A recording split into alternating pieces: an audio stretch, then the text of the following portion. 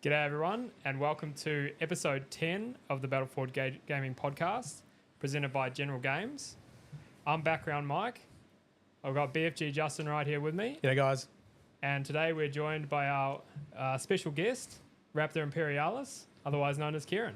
Great to be here, lads. Or the King of Heresy, the Prince, the Prince of Fantasy. They're pretty good titles. Yeah, That's not too bad. I'll take it. So as always, guys, this is a first. I've actually remembered. If you can please like and subscribe, that would help our channel out massively. Yeah. So hit that thumbs up for us, and we'll crack into it. How's everyone been last 2 weeks? How are you, Justin? Busy. Busy man? Yeah. So we had our meeting with. I need to go like this. We had our meeting with DreamHack. So we got informed of what we can and can't do, and everything we wanted to do, we're able to do. So we'll be running some basic paint classes at DreamHack. Introduction to painting. Yep, intro. So think of what you would get at Games Workshop. Very, very simple intro paint classes. We'll do some more in-depth BFG Justin paint classes at some stage, but that won't be at DreamHack. And we're also going to be running a live battle report. So live educational battle report. Not sure how many games we'll get in during a day because it's going to be 6 hours. So we might only fit 2 games, I think, because it'll be very slow played stuff. And it's 40k showcase, isn't it? Yeah. So we've been asked to represent 40k and tabletop gaming. No other. So we haven't been asked to represent Age of Sigmar or Old World or any of that type of stuff. So I've been painting Tyranids up for that because I'll be playing Blood Angels. We've got one of the guys from Adelaide coming across. He'll be playing Black Templars. And I'm painting up Tyranids for the Space Marines Diverse because I think it's just an iconic battle between Space Marines and Tyranids. Yeah. So... unaliving some Xenos. Yeah, unaliving some Xenos. Tonight will be day 14 of painting the Tyranids, and I'm still going all right. I'm still doing okay, but it's a lot of work. It's not the normal painting I would do. It's a bit more speed painted because we do have a deadline. Yeah. So that's what I've been up to. No tutorials, none of that type of stuff. Just painting Tyranids. And how many points are you looking to have completely painted for the DreamHack showcase? I was planning on doing 850. Because that is essentially what is in the Leviathan box. And then we recently had the data slate drop with point changes. So I have to paint some more models now, which is a little bit annoying, but it'll be cool. More models on the board. So 850 points. We'll play on a regular sized table because I was thinking about doing a 4x4 and it was just too small. So yeah, should be a good variety of Tyranids on the board. And that will be played by Mark. So Mark was on episode 2, the Dice Daddy. He will be playing the Tyranids. Yeah. And I might general them once or twice. We'll see how we go. Yeah, mix it up a little bit. Yeah, and we get to do a podcast live from DreamHack as well. That's so good, yeah. Yeah, so hopefully should have a time slot to do a live podcast at the show, which should be fun.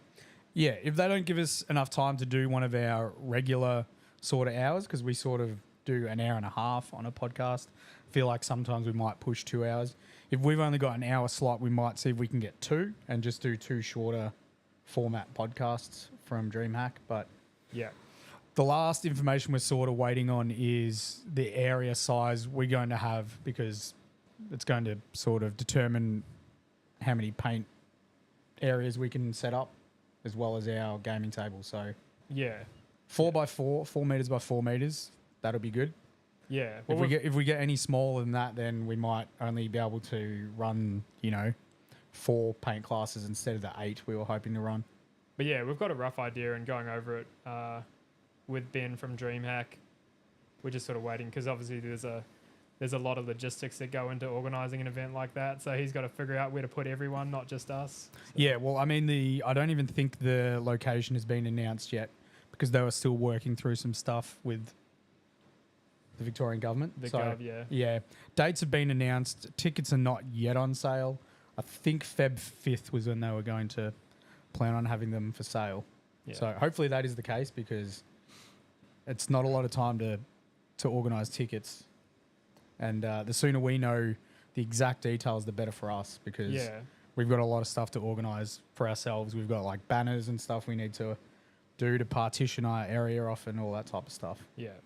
But it's exciting. It's a huge opportunity for Battleforge Gaming. General Games are going to be supplying us with models for it and the paints and the tables for the painting. So that's fantastic. It's not something we really need to stress about. So yeah, exciting. Very exciting. Very like exciting. yeah, it's just the opportunity we couldn't pass up really. 100%. Something to look forward to in April. That's Yep. amazing.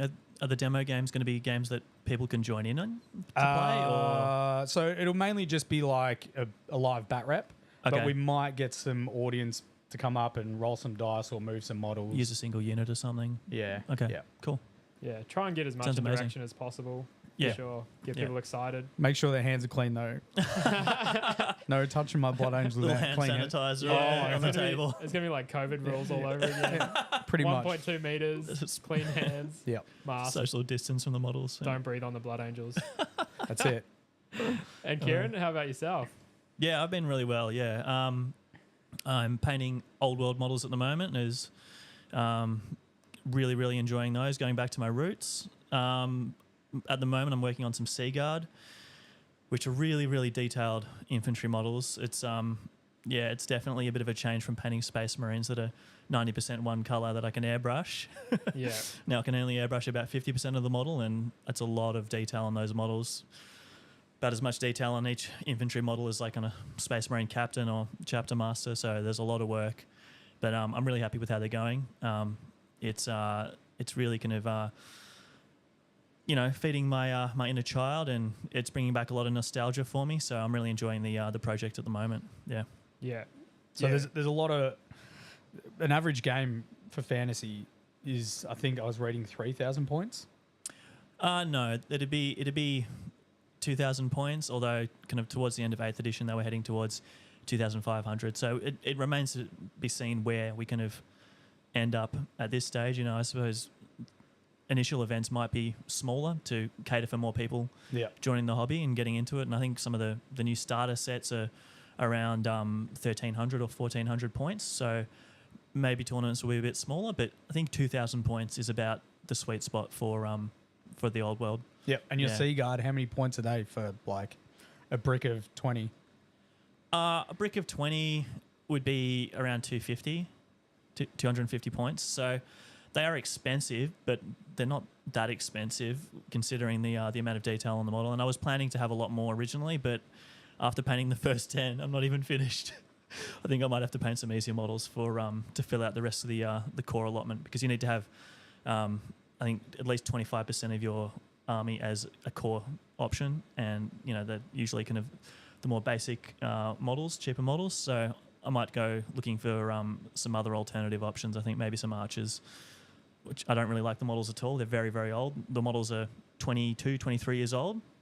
That's And- sort of my only gripe with They- Old World right now. Especially these models, they did not age well. There's some of the oldest models still in the range probably, and but they're just so much easier to paint. They're just robes with a bow pretty much. Yeah. With the Sea Guard, I've got so much detail. So I might have to let myself down gently and paint some easier models that might not look as nice. Yeah. Will you return to the Sea Guard though? Oh, You're gonna, definitely. like a big block of 20. I'll definitely do at least 20, but I was originally planning two units of 20, so I might just end up with just 20. So we'll see. We'll see. Yeah, I think we've actually got a photo of the Sea Guard. I think it was number 3 there. So that's the first batch. Yeah. Yeah. How far away are they? Because this is still a whip for. Yeah, still a work in progress. So I just did, before I came in today, some highlights on the metallics. So I just need to finish off highlighting the shields, highlighting the white robes, and then they'll be pretty much done, apart from bases. So How long do you think it's taken you? On average, how long do you think one takes? no idea. But like, I could have painted 30 Space Marines in the same time to paint Damn. 10 of those at least. When I was painting the Death Guard going forward, I was painting about 10 a week with the airbrush. It makes it really easy. And I've been painting these guys for months on and off. So you just need to paint a little bit and then go away and take a break and paint something fun like one of the mages or the dragon or something, just to recharge the battery a bit. And I'm thinking after painting these guys, I might even need to just paint a Space Marine to really recharge the battery. Just Yep.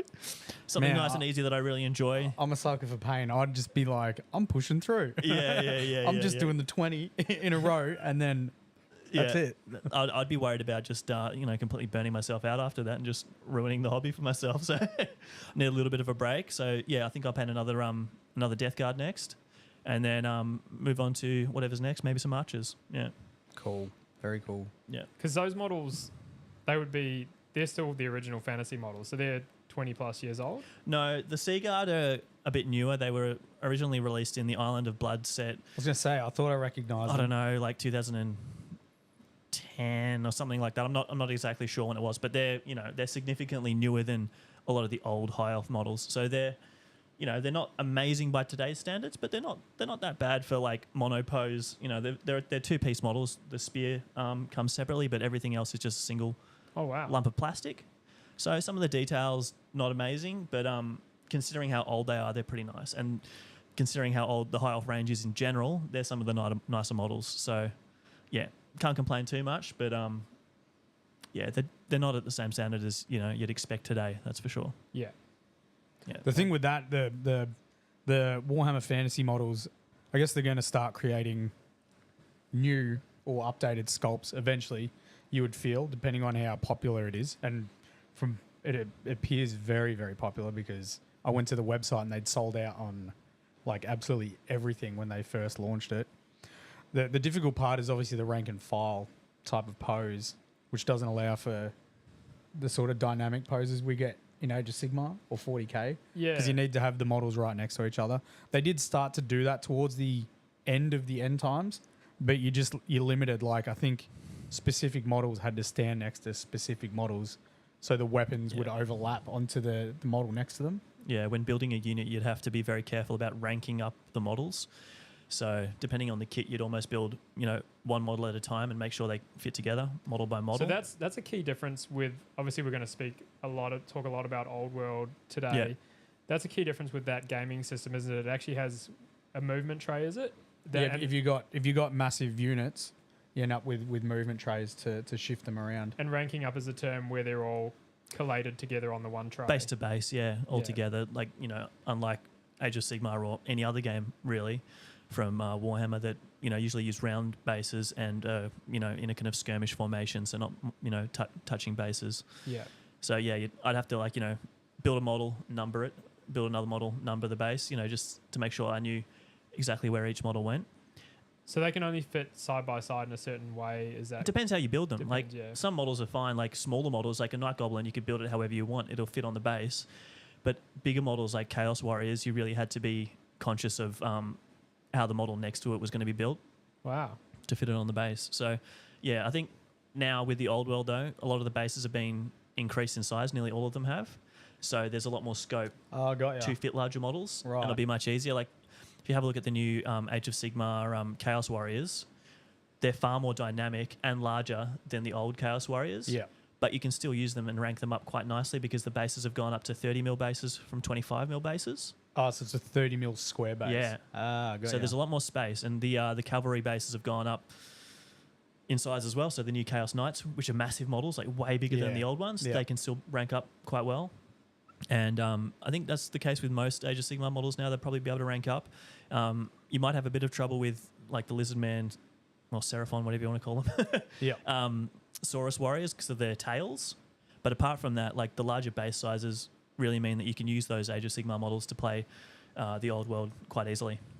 Very cool. Yeah. I didn't realize they'd upgraded the sizes. That's awesome. Yeah, all the Is that 20 something that's just happened with the release of Yes, the just Old with this World? release, yeah. So all the 20 mil bases went to 25 mil, and most of the 25 went to 30. Not all of them, but most, yeah. So most models are on a larger base. Even if you had an army, they're trying to get people to buy bases. Yeah, to they rebase. are selling bases, obviously, but a lot of people take the approach, which is what I'll be taking with my old Warriors of Chaos army that are still on 25 mil bases, Just leave them. getting some spaces, Right. movement trays with spaces on them, That's cool. just to expand the unit to represent the new footprint of the 30 mil bases. And that's much quicker than rebasing all the models. Obviously, you can lock yourself into a formation in that regard because you won't be able to move the models as around as much because you're stuck on a movement tray. But that's perfectly fine for me. I know what kind of formation I want my warriors to be in, so the space bases are perfect for that. Really kind of quick way to address the base size changes. And, you know, if you play with your mates most of the time and they don't care about base changes, like, just crack on. Like, it doesn't really matter. Yep. It's just, you know, I think the larger bases generally look nice on the models, a bit more space, and much easier to build models. So it's all good. Yeah, the older stuff used to be pretty cramped on bases, like even Space Marines. Yeah. They used to have the 24 mil base and they're like Foot sticking off the edge. feet going off the edge, and Necron Warriors. So yeah, bigger bases is better. Yep, definitely. Yeah. I think we've already started the topic of Warhammer Fantasy by the sounds of it. Straight into it. Yeah. Oh, sorry, Old World. Old World. Yeah. I usually call it fantasy as well, but I just, I suppose try and refer to the actual name so new people understand. But when I'm talking about it to mates and stuff, I always just call it fantasy. So So it's just the same to me. I have Same had here. some people be like, "What is this new old? What's Old World?" Yeah. And you explain to them, it's like it's just fantasy. Yeah. They've just called it Old World. Exactly. yeah. So it is a little bit confusing for some people with Yeah. Games Workshop coming out with the new name. I think being aimed at a lot of like the original fantasy community, though, I don't think there's going to be like their target audience is probably going to be they'll know what's going on. But sure. if you're a fresh player to Warhammer, then sure it would be Old World. totally confusing. Yeah. But yeah, so Old World, I mean, we may as well go over the topic. Old World is coming in as fantasy essentially, but where does that fit in the timeline? Is this post fantasy, or is it smack bang in the middle of? So it's set in the Imperial calendar year 2276, I think. So it's a prequel to It is. essentially what. So there was, for people that don't know, Warhammer Fantasy had its whole storyline, and Yep. then they almost wrote themselves into a corner, and they're like, "Where do we go from here?" And the game was very hard for new people to get into, so they just came out with the end times. And I don't think anyone knew that it was just going to be like the hard end of fantasy. No. It was just like a massive surprise to everyone. And then all of a Yeah. sudden, here's Age of Sigmar. All your models are on round bases. Enjoy this crazy new rule set. The world So- you love literally blew up. Yeah, pretty Yeah. much. Yeah. So this is a prequel to before all of that happened. Yeah, so the end times happen in around the year 2500. So this is 2024 years before. So it's set before the old world is beset by chaos invasions every few hundred years, and this is set prior to the previous chaos invasion that wiped out the old world. So it's set in a time where obviously there are changes in the lore because of the time it's set. Certain things Haven't haven't yet? happened. Yep. None of the human characters are alive yet. Many of the elf characters are alive, but aren't what they were. They haven't achieved their status yet. I think there might be a couple of dwarves that are alive, but most of them are really young. So it gives them a chance to bring out a lot of new special characters. I was going to say that's new going to give them a models. lot of chances, or bring those models back before they'd reach that sort of power they were at. Exactly, yeah. So, it'd be interesting to see, a Teclis or a Tyrion that are active and are around during that time, but aren't the kind of the major players that they are now. But I kind of feel that Games Workshop will want to go a different route and create their own new models and new characters for the old world. We've seen the return of Cetra, who's obviously the Tomb King's High King, but all the Bretonnian characters are new characters, of course, because Humans don't live that long. apart from the Green Knight. So we do have the Green Knight, who's a mythical kind of character who is ageless and deathless. So there is definitely kind of space to see returning favourites, but I feel like for the most part they'll probably try to put their own spin on this new game. It would be cool to see some of the elves you spoke of. Did they actually have models in Yep. the fantasy? Yeah, Teclis and Times? Tyrion They did. did? Yeah. See, I never got into it early, and I heard people speaking of those characters, Yeah. and I never saw any of those models. Yeah, in 8th edition, most characters, I think maybe even all characters that had rules had models. There were characters from previous editions that might not have had models, but I think in 8th edition... Well, no, actually, that's not true. There are a couple of Chaos ones I can think of that didn't have models, but most models had rules. So there were lots and lots of special characters back then. There were probably more special characters in Fantasy originally than in 40k, but I think they kind of toned it down towards the end a bit, maybe. So, it's just the same kind of balance. Like an army might have, I think the High Elves ended up with 5 special characters maybe, or 6, and that was kind of average for most armies. Yeah.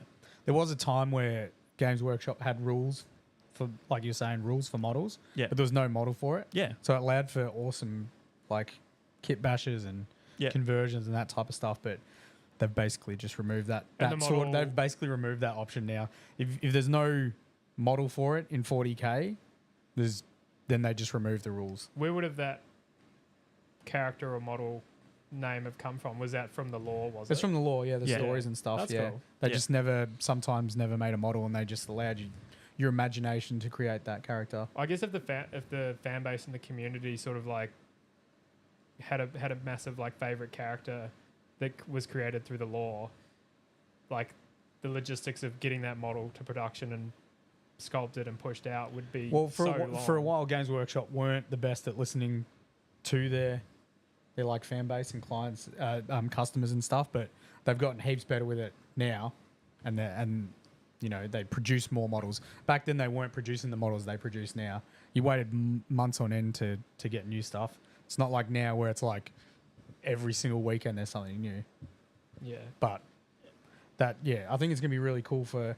I don't know if I'll ever get into the old world. Maybe we'll have to see how things go. But the potential for new models is fantastic, and I'm a painter, so new models is great. Yeah, well, you've got your Daughters of Cain. Yeah, is that right? Just put them on a movement tray.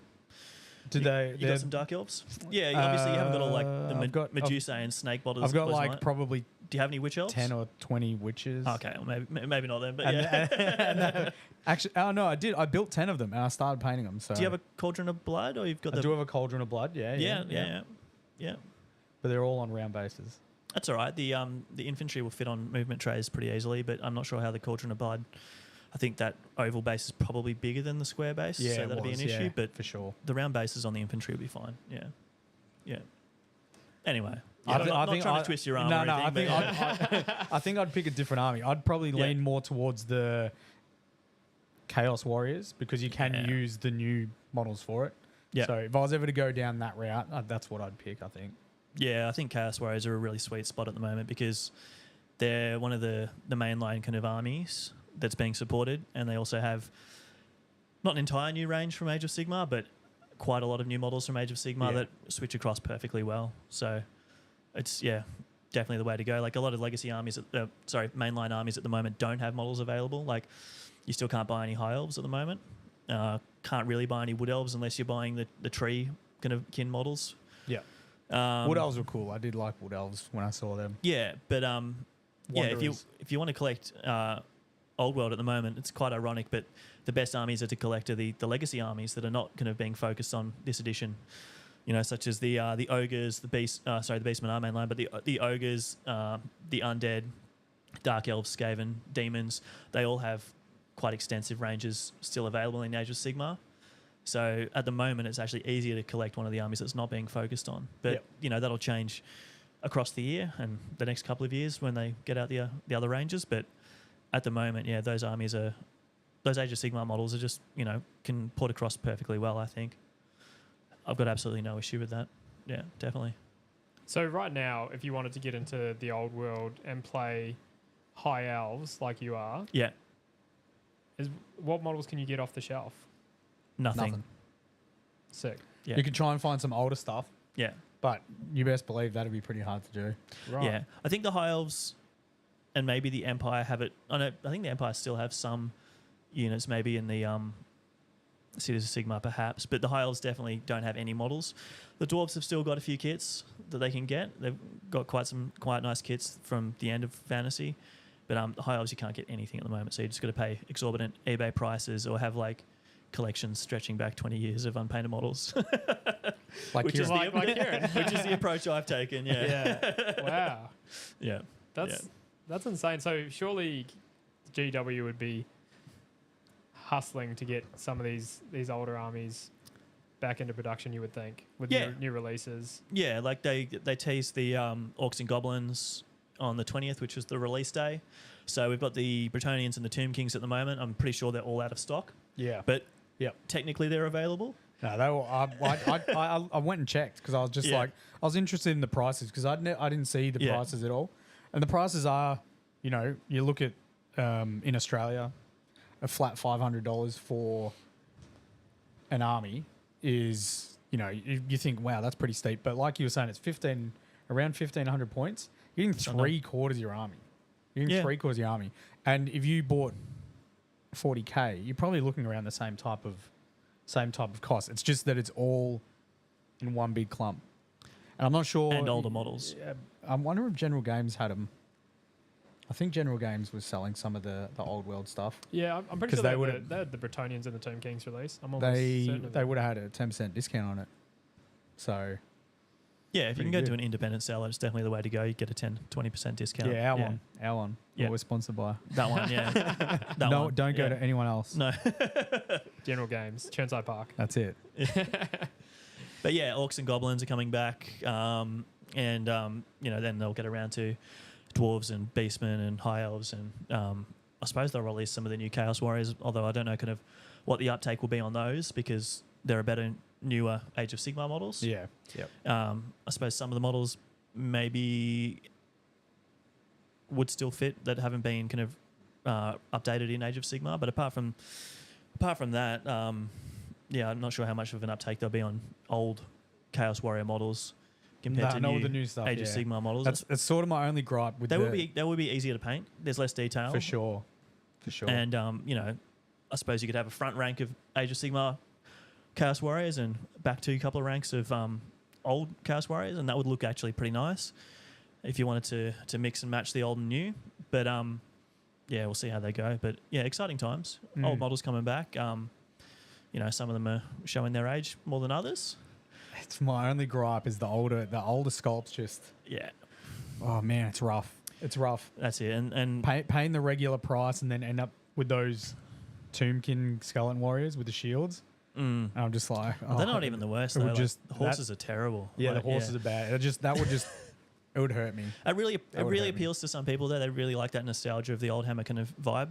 It's not for me personally, but yeah, some people really enjoy that. But a lot of the new models that we've seen are just entirely new models. They're not updates of existing kits or existing units. So it'll be interesting to see if they do resculpt units and models or just release new units and characters, which is what they've done so far. Like the Bretonian Knights on foot, they're new. They weren't, you know, they're not up. Well, they are updates of old models, but updates of old models from 5th edition or 4th edition or something. So, you know, way back in the 90s. So it remains to be seen if they bring out nice new sculpts for units and that kind of thing for existing units. Yeah. But at the moment, it's looking like they'll probably just bring out the existing kits and then create new units to sell and new characters to sell. Yeah. Right on. Perfect. And how have you been finding, because obviously I follow your journey on Instagram a lot. I think everyone should follow his journey on Instagram. Yeah, if you're not following Raptor Imperialis, you should, because there's some really good stuff coming up. High elf spam, yeah. Yeah. the dragon. Yeah, Prince Emmerich. But before we get into that, how have you found the painting difference? Because recently you've been doing a lot of Horus Heresy, Warhammer 30k, with a lot of airbrushing and things like that. Are you still using the airbrush a lot on the High Elves? I'm still using the airbrush as much as I can, but I definitely can't use it as much as I do on the Space Marines. So for the Space Marines, I airbrush all of the armor. So essentially I'm just painting trim, eye lenses, fine details, the soft parts of the armor. So, you know, 90% of the model is airbrushed. Whereas with these High Elves, for example, like when I painted the Swordmasters, they were much easier because they're pretty much fully armored as well. They do have more details than a Space Marine, but I was still able to airbrush a lot of the metal armor, which really spread up the process. But the Sea Guard have got a lot of cloth on them. They've all got, hair hanging out the back of their helmets, huge fancy banner. They've all got, spears with ribbons and pennants hanging from them. Detailed shields. They've got wooden bows, quivers of arrows, leather straps, scale armor, white cloth. So I airbrush as much as I can, but airbrushing is only maybe 20% of that model compared to 80 or 90% of the Space Marine. So definitely kind of slows down the process, but it still allows me to paint. I'm mostly airbrushing armor and white cloth on the High Elves, and allows me to kind of create effects that I wouldn't be able to create with a brush still. So Yeah. still really handle. Or do them quicker. Yeah, much quicker. Yeah. So I can get nice smooth transitions on the cloth. I can add in that kind of blue shading that I like to do on the armor and the cloth, and that's all done with the airbrush. So the airbrush is still really, really important, and the effect wouldn't be nearly as good without the airbrush. But a lot more hairy brush work than on a Space Marine. So it's been relearning those skills, and it was a bit clunky at first, but I think it's come back pretty much fully now. Although I would still struggle to paint the large areas that I used to paint with a hairy brush, but the detail work is still there, so it's not too bad. Yeah. How much did you use the airbrush on the dragon? A lot. So all of the dragon itself, That was seamless. That was smooth. the dragon itself is almost entirely airbrushed. I've painted the horns, the mouth, and all of the spikes and the teeth. They're all done with a hairy brush, and the blue scales are done with contrasts. With a Contrast paint. Yeah, with a hairy brush. Woof. Yeah, I know. But all of the white flesh, all of the wings, that's all done with the airbrush. So massively sped up the project. I've had that model for 22 years, I think. I got it as a Christmas or a birthday present when I was a little boy, and it was my favorite model at the time, and I was super excited for it, but I just didn't have the skill or the capacity to paint it, or at least to paint it as well as I wanted to. So I'd undercoated it, I'd built it, I'd undercoated it. I think I'd started a little bit of the blue, and then it, just gone into the bits box for 22 years. Yeah. So now with the airbrush, I could, actually paint it much, much quicker, and I could do, the kind of paint job that, 12-year-old Kieran could never have imagined. Like, that would have absolutely blown my mind if I had, been able to look forward into the future and seen that I'd painted this. So yeah, it was really kind of, it was a beautiful thing actually, like just, pure nostalgia for me, and made, my younger self very proud. I was painting a model that I'd always wanted to paint, to a standard that I could never have imagined. So But it was just 12-year-old Kieran had to pick up a brush for future Kieran to succeed.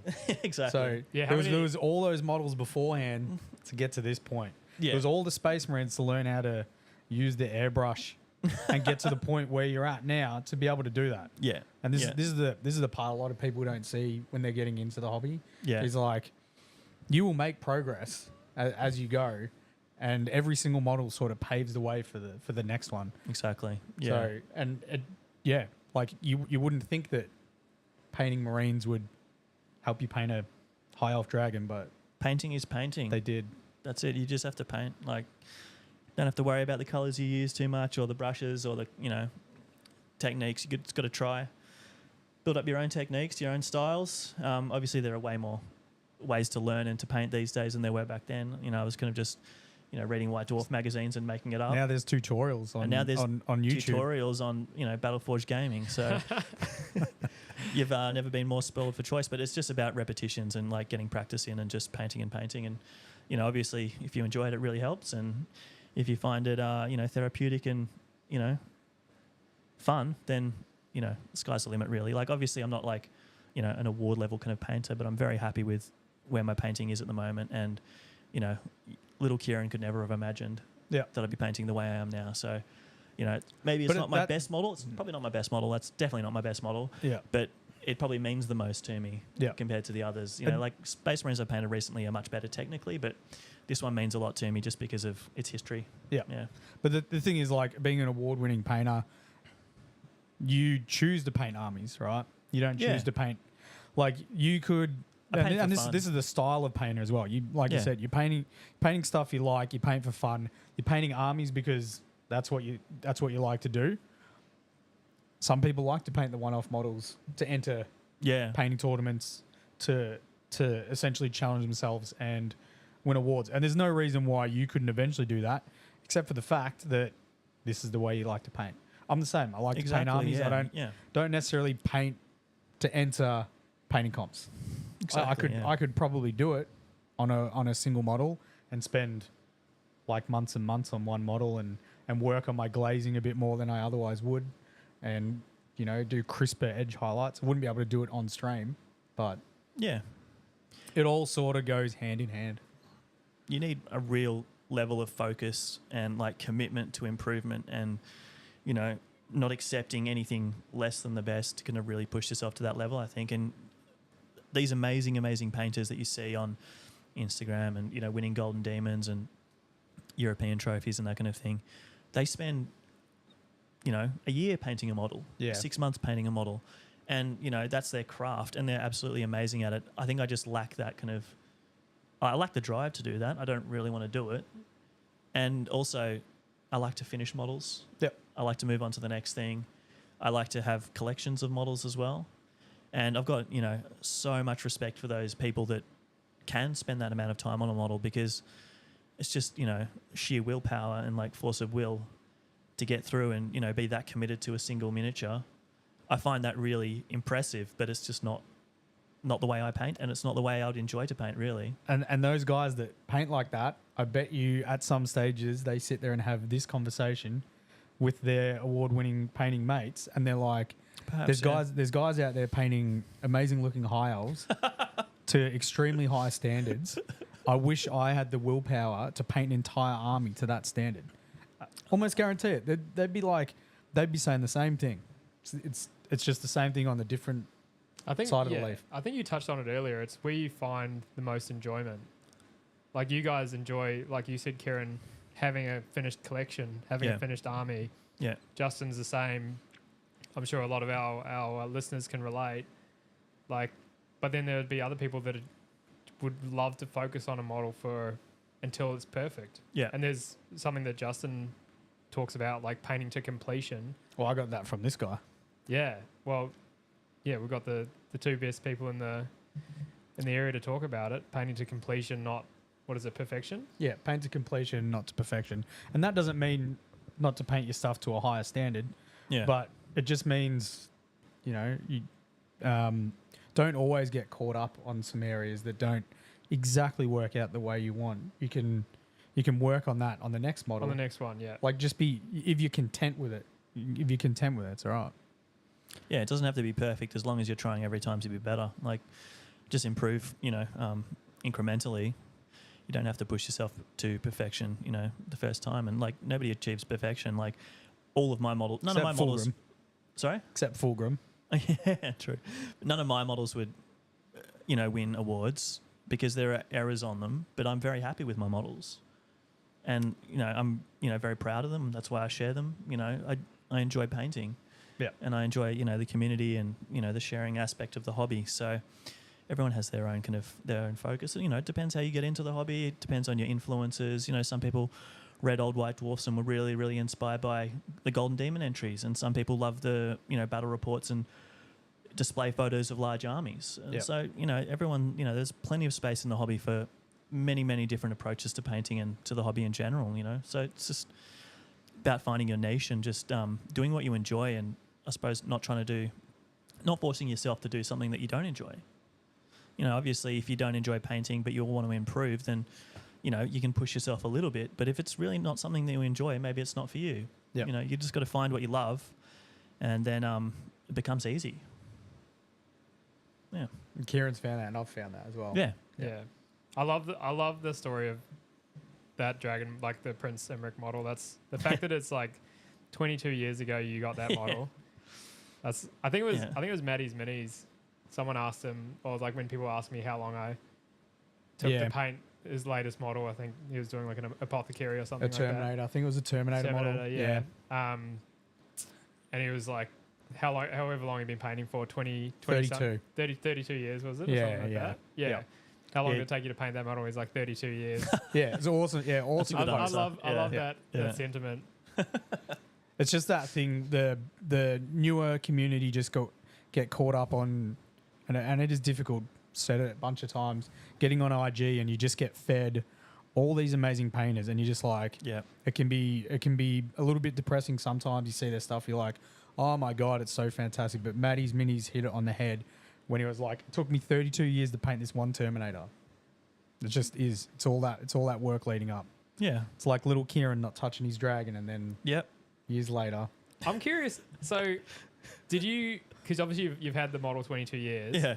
Did you know there was going to be some iteration of fantasy coming back? Like in your heart, were you like, "There's going to be some fantasy coming back"? No. He chats to GW. Yeah. That's That's the only true, reason he held it Yeah. for these many years. Yeah. No. I just held on to it. Just for nostalgia. Like, I just love the model. I think it's one of the few models in the high elf range that kind of still holds up. The dragon's a bit goofy, but Prince Imric himself is still a fantastic model. Some of those old metal sculpts are really, really nice. But yeah, no, I just hung on to it purely for nostalgia reasons. I wouldn't want to get rid of that model because the chance to get it again would be very slim or very, very expensive on eBay. So, you know, as those models kind of went out of sale, went offline, then, you know, I suppose their value goes up. And I'm not holding them to sell them. I'm holding them because I love the models and potentially one day I'd want to paint it. We're not going to see the high elves on eBay. No. I think I could make a pretty penny at the moment. The old world models that aren't available that are on eBay are selling for ridiculous amounts. But insane. I bought that Island of Blood and I gave my high elves to one of my friends. Yeah. Like, Nice. I was just like, here you go. Yeah.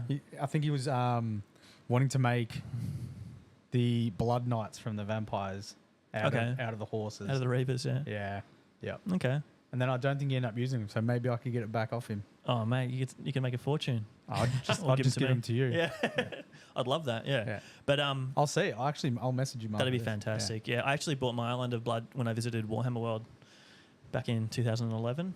So, you know, I got UK prices, which is, you know, what, 40% less Pretty than good. Aussie prices, Yeah. and got like VAT on it going through the airport. So it was an absolute steal. And I'd had it sitting in the box until, you know, I'd taken a couple models off the sprue, but pretty had most of it like still fresh on sprue until, you know, they announced that the old world was coming back, and then I started clipping them up and cleaning them up and painting them. So been hanging on to them for a long time. Yeah. Crazy. That's so crazy. Long-term investment, I suppose. Yeah. We were just like, yes, I knew it. Yeah.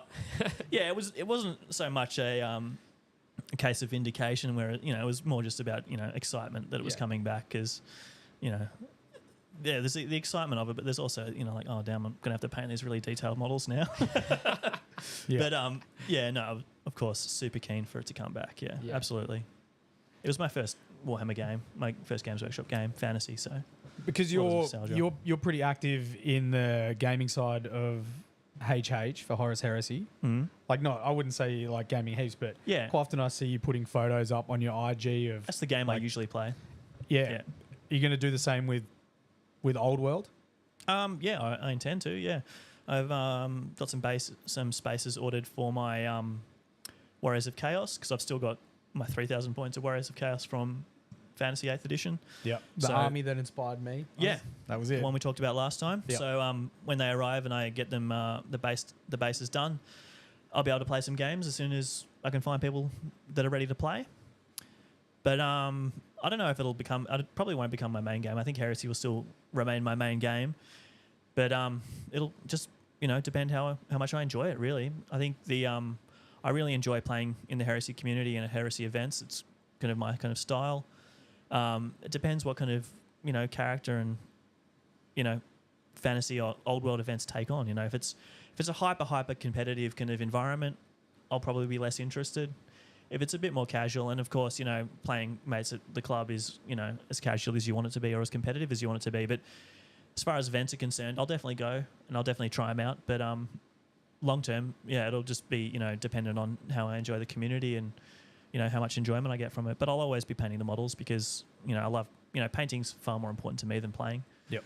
So, you know, obviously playing is rewarding with your models, but painting's, yeah, more important to me. So regardless of whether the community is a community that I really enjoy, I'll be painting. But I'm confident that it will be something that I'll be getting into and that I'll enjoy. And I know it'll have a massive uptake. It'll probably be, much bigger than Heresy in no time. So being able to find an old world game will probably be fairly easy. So yeah, I'm definitely looking forward to playing some games, and with the Warriors of Chaos to start with, and then with the High Elves once I get them done. But that could be quite a way off with how long it's taken me to paint the models.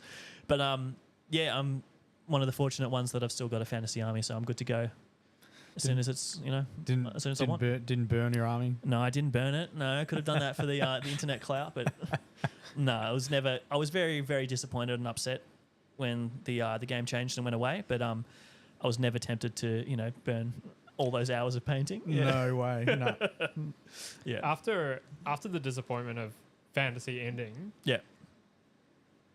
is Old World is that a suitable replacement in your eyes so far? Absolutely. Yeah. Yeah, definitely. Because, the biggest loss for me personally was the loss of the background and the fluff and the armies and the models and that kind of thing. So, having the game back is really important because it gives life to those elements, and it helps create a community around those elements. But just having it back as a setting that's supported by Games Workshop, that's spoken about, that's focused on, it's really important to me, and I really, really enjoy it because before I got into 40k or the Horus Heresy, I was into fantasy, so been a long-term fan. So it's absolutely fantastic to have it back, and things will change. I'm sure they'll change little bits of the fluff to make new kind of aspects of the lore, or maybe just explore other elements that haven't been properly explored yet. Like a lot of people are expecting Cathay or Kislev to be expanded upon the way they have been in the Total War games, but essentially it's still the same world with still the same kind of ideas. So yeah, I'm really, really happy to have it back. It's something that I really love, so it's great to have it returning. So good. Yeah. Are you aware of other players in the Horus Heresy community or the wider Warhammer community that you're in contact with putting together fantasy armies that they've held on to? Absolutely. I think there's a very kind of strong crossover between people who enjoy the Horus Heresy and people who enjoy the old world fantasy, because a lot of people went into the Horus Heresy because they were kind of a little bit disillusioned with 40k at the time. Fantasy was no longer available to play, and the Horus Heresy was an option, so they went into that. And there's also, old grognards like myself, I suppose. It's strange to think of myself as a grognard, but I definitely am. People who, been in the hobby. What's that term? Grognard. It's just like a grumpy old dude who's been in the heresy, in the hobby for a long time. Yeah. That is the first time I've heard of that term. Really? Yeah. Oh yeah. That's the last adjectives I'd use for you, mate. I know. Grumpy old dude. I don't feel like I'm a grognard, but I think some of my behaviour is definitely grognardy. Like my love for the old games. I'm definitely a grognard outside the hobby. Yeah. But I think there's definitely a strong crossover between people who play the Horus Heresy and play fantasy. Like some of my close heresy friends never played it and weren't interested in it because they were purely 40k and then came across to the heresy. But a lot of people in my gaming group and at the club that I play at, played both games. So I think it'll be great to get them back on board with it. And they've stayed in the hobby through the Horus Heresy, so they're still painting, they're still playing Games Workshop games, they're still up with what's happening. So they're across the heresy as well. So it'd be great to get those people back, and it'll be great to return myself. So I'm really looking forward to that. Awesome. Yeah. So when it comes to gaming systems, I think we touched on a little bit of the ranking up, where you're grouping a lot of the infantry together on movement tiles. Yep. How do the rules differ? Is there any what are sort of your main differences in rules? I've got one before Kieran starts, because it's probably the only one I know about. Yeah. And that's the cannons and the like ballistas and that type of stuff, firing straight lines through ranks. Is that a thing? Like it goes all the way through? That's true for cannons and bolt throwers. Yeah. Something like obviously a trebuchet is a template and catapult's a template and that kind of thing. But yeah, like a bolt thrower or a cannon does go straight through. Yeah. Very cool. And the other thing I knew about is if you flank dudes, hit them in the sides, you do more damage. I think you get in the new edition now, you get an extra like initiative bonus on the charge and extra combat resolution that kind of thing, and you break their ranks so they don't get their combat resolution. So yeah, there's definitely bonuses to flanking units or charging units in the rear. Yeah. So So fantasy, old world fantasy, each individual unit had a separate initiative. So high elves were naturally faster than humans. Yeah. So even if you charged if humans charged you front on, elves, you would still probably strike before them in combat. Depends on the edition. Older editions, it was if you charged, you went first regardless, and then in subsequent turns, it was down to initiative. Yeah. And then then it went to initiative. So units that had the higher initiative would go first regardless of charging. And now in the old world, there's a large initiative bonus for charging. So it's not automatic that you'll go first if you charge, but 90% of the time you will go first. So charging is really important. I think movement is really important in all Warhammer games. Yeah. I'm not sure about Age of Sigmar or 40k these days, but I'm assuming it's very Yeah, important. it's still very big. When I played Age of Sigmar, there was a screening element to it. Mm-hmm. So it was not necessarily moving your models to get into combat. Yeah. But you would move models to cut other units off in Age of Sigmar. But yeah, 40k very important. Objective based game. Yeah. Yeah. And all of those elements are turned up in the old world or fantasy. They're even more important because, moving a regiment is, you don't have 360 degree kind of movement. It costs movement to turn your unit, it costs movement to move backwards or sideways. You're far more limited in the movement you can do. So the way you use movement is far more important to get those flank charges or make sure that your units are charging the units you want to charge. And you just spoke about screening. Screening's far more important in fantasy because the way you angle units, you can force enemy units to charge and then they have to turn their unit to be flush with your unit, exposing their flank. So screening and moving is even more important in the old world. It's, people talk about, what's the most deadly unit and who puts out the most damage and that, but essentially like movement is the key element to that kind of game. Yeah. So in fantasy, what was the objective of winning the game? Was it like now with 40k where there's like objective circles on the board and you had to hold those objectives, or was it straight remove your opponent? Generally, it was straight remove your opponent. You would score the victory points for models killed, and you'd score half a victory point, half the unit's worth if you killed half the unit. The enemy's general and battle standard would be worth additional points. If you ran a unit down and captured their banner, it would be additional points.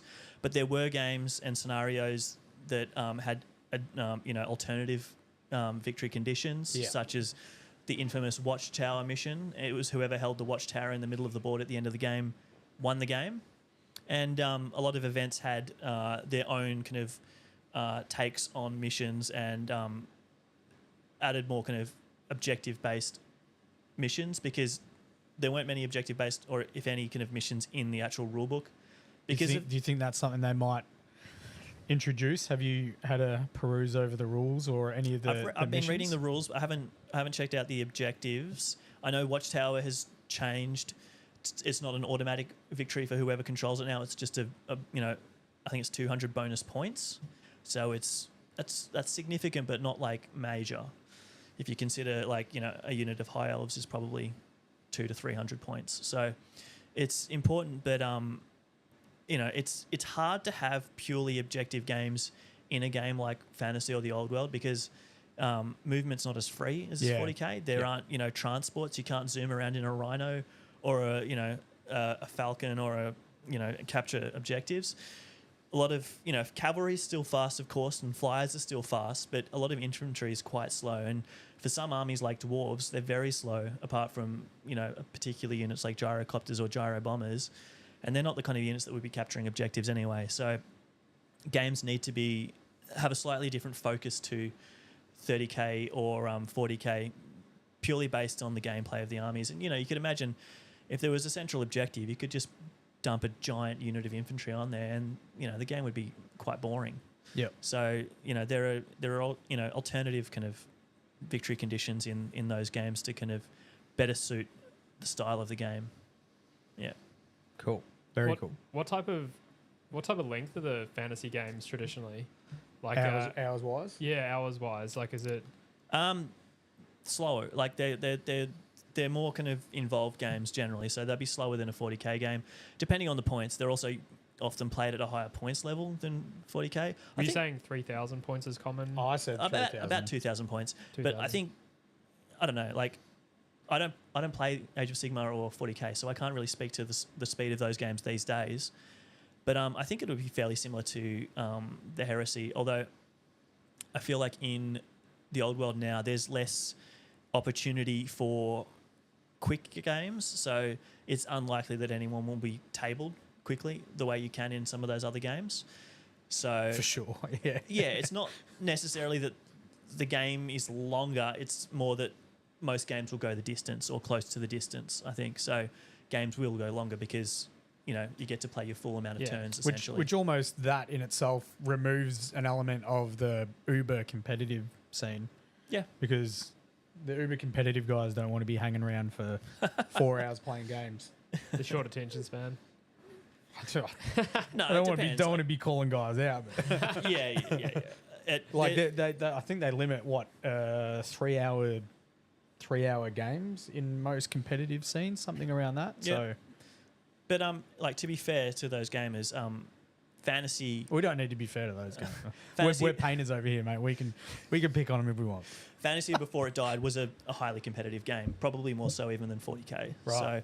So, you know, we'll see how it goes this time around. But you know, those players keep the game alive, but they also make it less welcoming for new players. So, you know, you need those kind of players to push the game on, but it's about getting the balance between more casual players and competitive players because, you know, obviously more casual players are more welcoming generally to newer players, which is really important, especially for a new game or a game that's being relaunched.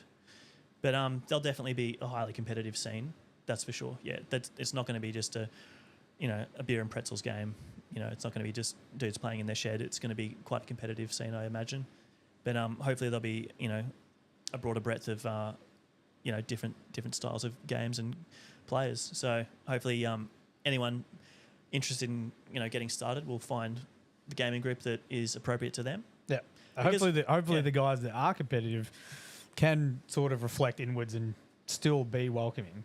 Yeah. There's no reason why you can't be a competitive gamer and also be welcoming. Absolutely. Yeah, absolutely. Like, you know, if you're attending a competitive tournament, expect to play competitive people. Yep. You know, if it's a game at the club, you know, it just really comes down to the personality of the other person. And, you know, obviously I'm not going to tell people how to play their games, but I would suggest that maybe in those kind of casual kind of social settings, maybe just tone it down a little bit and play for fun, maybe. Yeah. No, definitely. No. It's something that's pretty close to my heart is people picking the right situation to play the right lists. Yeah. So definitely. It's not always like the need to play your uber competitive list in the casual setting against a 16-year-old kid. Yeah. Just, you know, back that off a little bit. If it's their first couple of games, then Yeah. give them a hand with the rules. You know, remind them. You don't have to tell them, hey, this is what you should be doing, but just be like, hey, have you got any abilities or special rules that you could maybe use here? Wink, wink, nudge, nudge, and then they can look it up themselves because then it'd be easier for that type of stuff. Like the internet's definitely kind of proliferated that more kind of competitive aspect because people see what other people are playing with and what's successful at different events and you know, that kind of thing, and it's made it more competitive in that regard. Like there's always been competitive people in the scene, but it's definitely kind of sped up with the internet. But you also see those net lists getting used by people that don't know how to use the net list. And but you know, people getting, like I said before, people getting into the scene maybe don't want to play as competitive, but that's not necessarily true. Yeah. A lot of people, you know, will go onto a forum or Facebook or whatever and say, "What's the best unit?" You know, and that's a pretty irritating question because, you know, just paint what you think you can paint. Like, you know, choose an army that you're going to finish and play games with. But at the same time, like, people don't want to waste their money. They want to, you know, they want to win games. People are naturally competitive, so there's always going to be, you know, people who want to win. Well, everybody wants to win, don't they? But for me, it doesn't even matter what's competitive because it's going to take me 4 months to finish it anyway, and by then it's probably no longer the competitive. Yeah, it's unit. it's a difficult matrix of the Yes, models I you painted enjoy. I painted all my Inceptors, and now they're worth more points. You got to get the the right Venn diagram of models you enjoy, models that are easy or fun to paint, and models that are good. So like you just got to find your balance.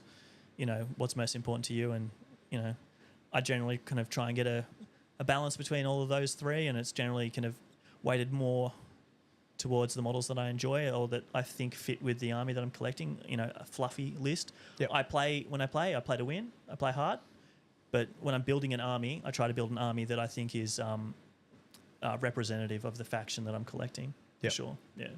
That's why I do it too. Yeah. Sort of lore accurate type army. Yeah. Yeah. Yeah. Yeah. That's cool. Yeah. Fantastic. I think it's interesting. I wonder, you saying that the fantasy scene was kind of on the competitive side of things originally. Yeah. I wonder how that's going to be represented when sort of old world sort of really kicks off. If the competitive side of it is going to grow really quickly, because there will be guys that have that nostalgia of they enjoyed it for the competitive side, I'm sure. Yep. I'm sure it will. I'm sure it will take off very quickly, and I'm sure there'll be competitive events very soon. I think that'll be a big part of the old world community. It'll take a while to be established. Like obviously, 40k is a far more established game that's been around a lot longer and has had a lot more focus on it recently. So it'll take a while for it to build up that kind of competitive scene. But there'll definitely be competitive elements to fantasy. Yeah, for sure. Going back to the rules of old world or fantasy, is there such a thing where you've got the units in a movement tray, say a unit of 10, for example, the Sea Guard? Yeah. Is there a motion where you actually have to pin one corner of the movement tray to turn them? Is that how you perform a turn or a pivot? Yeah, that's a wheel. That's a wheel? Yeah. Yeah. So that's actually a moving. Is that one movement cost, is it, to just perform that?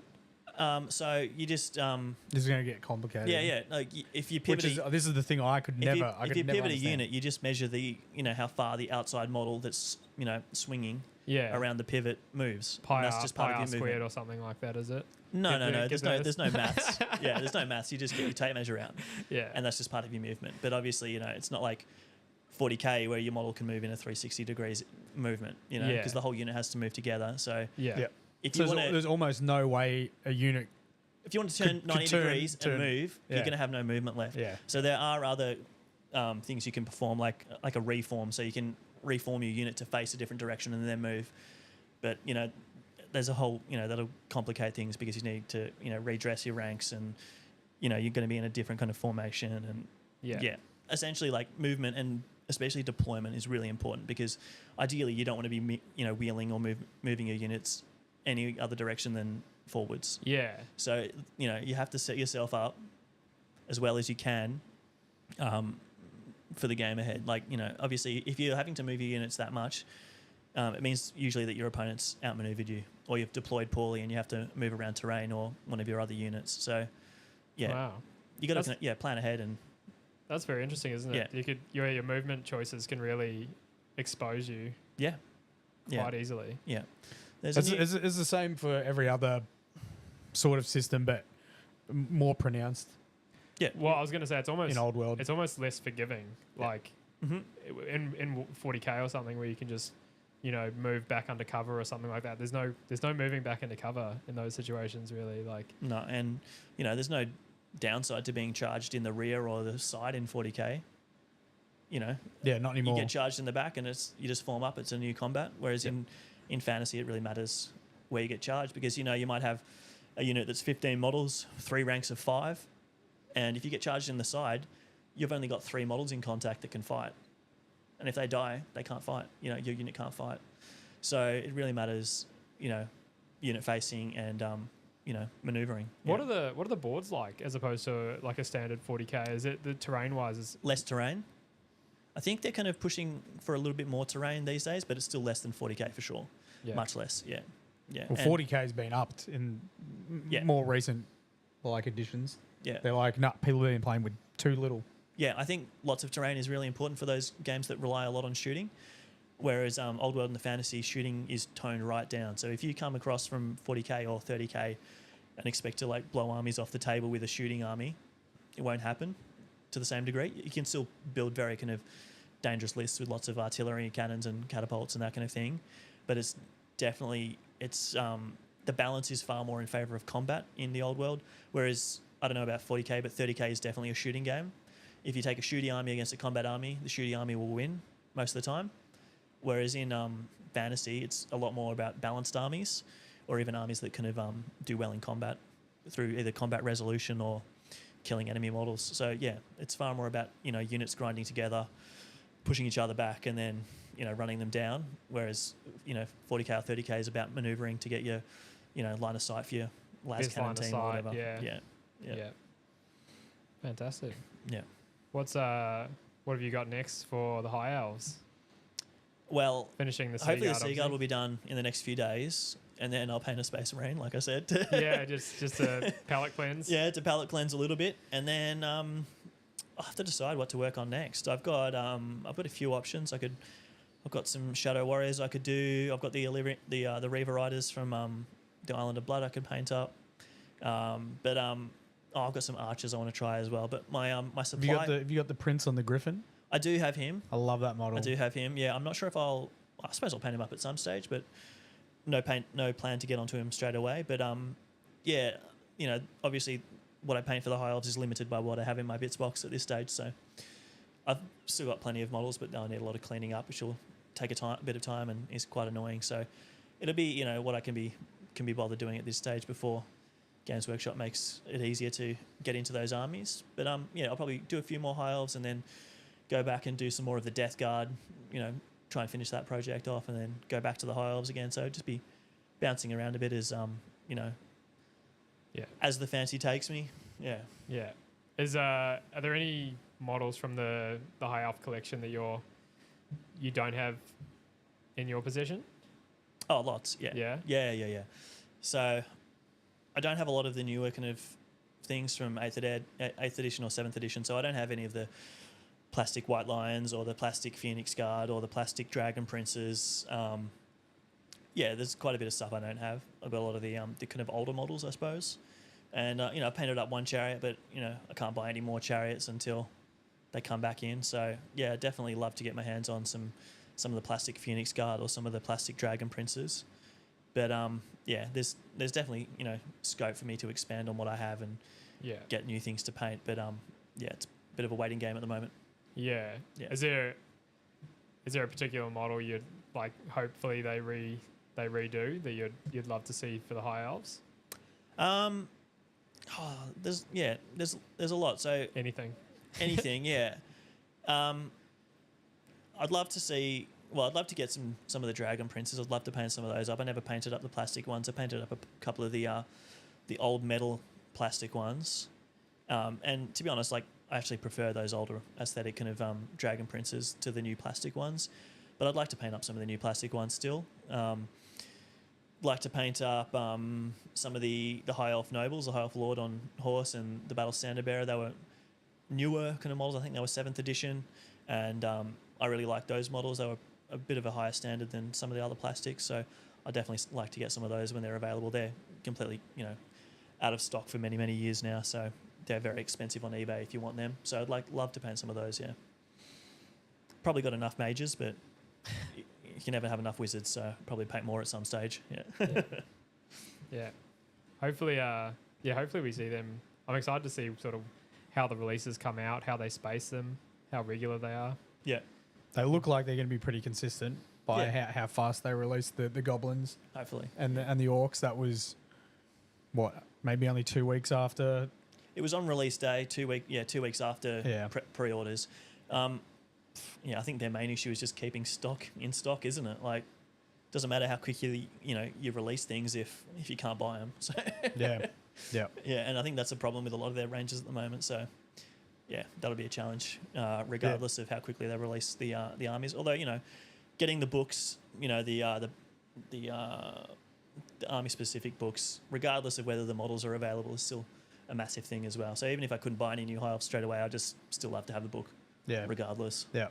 Yeah. The way that Games Workshop are operating lately is sort of almost the golden era of hobby. Like, it's never been better. but they are struggling to keep Supply. up with the supply. Like the Dark Angels Deathwing box, even though the Deathwing Knights didn't have fantastic rules, just sold out. So hard to get in Australia. So strange as well. Like, you know, I suppose like they're bigger than they've ever been. They're trying to support more games than they ever have and more, you know, model kits than they ever have. But it's just like, it's pretty much like just printing money, isn't it? Like, Yep. you'd think that, I don't know. Like, I'm not, you know, I'm not in logistics. I don't understand that kind of side of it. But you'd think that Just send more stuff to Australia. You're making more money on it. Just make more things. You're making more money on it. Yeah, that's it. Yeah, I'm sure there's someone high up in GW just yelling at the factories, going, "We need more models." Yeah, But yeah, there'll be all those things take. There's always a lag, and yeah. I don't know. Maybe it's better to be undersupplied for supply and demand type of thing. Keeps the hype going. Definitely. Like, well, I I mean, suppose, you know, they could be making more money, but it's not like they're struggling. So No. Yeah, that's right. I'm sure they're happy. They definitely oversupplied with those paint pots, that's for sure, yeah, because they're still using them. The- Games Workshop, get rid of those pots, please. Which pots? The paint pots, the Citadel paint pots. They've obviously had heaps and heaps and heaps and heaps and heaps of them made. but you want 'Cause- like 'cause dropper Oh, bottles. for sure. Yeah, The day Citadel come out with dropper bottles and they're just like, there'll be an ad and it'll just be like, this is the new big thing. No one else is doing it. It'll be like, people have been doing dropper bottles for years. and they'll just make out like they're the best guys in the world and just be like, Yeah. this is just something people have been asking for Yeah. years. But yeah, stop using them. Stop printing those paint pots. yeah, Uh, yeah. They're better than they used to be with the screw tops, but They're yeah, still dropper not great. bottles. Yeah. Yeah. So we've got something a little different for today's podcast. I'm sitting in the middle. Yes, that's the big change. So hopefully you've enjoyed it, everyone. That's it. No. We got reached out on the Battleforge Gaming Podcast Instagram to see if there was any sort of questions people would like answered. So we've got a bit of a Q&A section coming up. So a massive thank you for those that submitted some questions to the Instagram page. We've got some pretty good ones. First, this one's from MZ's Brushstroke Battalions, and we'll get a little display on the edited version I think so people can see I the think podcast. Imsy's in Shout chat. out to Imzy. Yeah, Yeah. Imzy's a good dude. I think Yeah. Imsy's in the chat right now. He's got a beautiful Blood Angels army. Yeah, probably does. Yeah. Oh, Blood Angels. Now yeah, we're talking. No, Imzy's a top guy. Yeah. Fantastic. Yeah. So MZ's got a great question for you, Kieran. Oh, damn. Sorry, mate. Not about Blood Angels. Thanks, Imzy. I'll go get a drink. Yeah. So question for Kieran. Is Heresy 2.0 better than 1.0? That's a great question. Yes. Yeah, I think it is. Oh, okay. So Yeah, what's, wild what- guess. what is... I have no clue. What's Heresy 2.0 and what's Heresy 1.0? The So- C editions? Yeah, the new Heresy like first edition, which was 2014 or whatever, and the new one, which came out 2 years ago. So yeah, Heresy 2 or HH2 or however you want to call it. I think it is a better game. I think it felt like it was quite rushed in the way it was produced. So it does have a lot of issues that require FAQs and erratas to be kind of ironed out. But in general, I think it's a better game. It just has more bugs, I suppose. So it was rushed in the way that there was like 5 years between it. Did they add? Updating. Did they add stuff though? Like, so there's more bugs because they've added more Yes. rules. So Yeah. So I think they definitely kind of added more than they took away. So it is more complicated now, but I think it's a better game. I really enjoy reactions and the way things work now. There are some issues though, like flyers are in a really bad state. We've only had a couple of FAQs. They're very slow with the FAQs for the Horus Heresy, unfortunately. It is a game run by Specialist Games, so it's not run by the main kind of Games Workshop studio, so they don't have the resources. Even so, it's a bit poor. It's are you saying they could potentially hire you to help them out with their rules? Is that something? Games Workshop, speak to Kieran. Message him on the IG. He's already talking to them. Yeah, I do email them about, things I think need to be changed, but there are definitely kind of people that are smarter and more in touch with the game than I am to to handle those things. But there are some things that seem quite common sense that haven't been addressed. But yeah, in general, I think it is a better game. It's a funner game. It just has more issues. Yeah. Yeah, it's a little bit buggy, but overall better. Yeah. I enjoy it. There you go. Thanks, Imsy. Yeah. 2.0. Imsy never had the pleasure of playing first edition. I think he's a new Heresy player, but he's fully embraced it, and he's got 3,000 plus points of Blood Angels now. I played him at the last event I went to, and had a great time. Yeah, Fantastic. top bloke. Fantastic. Next one's coming from Dame Duty Dench, and that's so with starter Big fan. Yeah. Hopefully I'm pronouncing these correctly, but we'll see how we go. With starter kits going for nearly $500 for one army, do you guys prefer the re-releases of the old world versus going into Age of Sigmar? So if you were a new player, this is, I guess, for both of you. I'll take this one. You can start, yeah. I'll start with it. It's different gaming systems. So you really need to look at which one is going to appeal to you more. And after listening to everything Kieran's had to say to it, about it, I think it gives you a pretty good idea of the differences. Age of Sigmar is probably a little more simple to learn the rule set. Whereas if you're wanting that intricate, sort of more in-depth, slightly more tactical game system, then Old World is probably the one you're looking at. You're not going to get models that are as good or as new, as dynamic. It would really come down to, can you deal with the older models and paying the price you're paying for them, for me? Do you want that Skeleton Warrior, the horses that look the way they do, paying the exact same price you would if you were buying the new sort of Soulblight stuff? So, like, there's Skeleton Warriors in there that are absolutely fantastic compared to the Skeleton Warriors. And that's a painting thing for me, really. But I think you'd just pick via the rule set you want to play. And the real in-depth rule set of Old World can be amazing. Like, I think you can create your own characters with relics and all that type of stuff and buff units.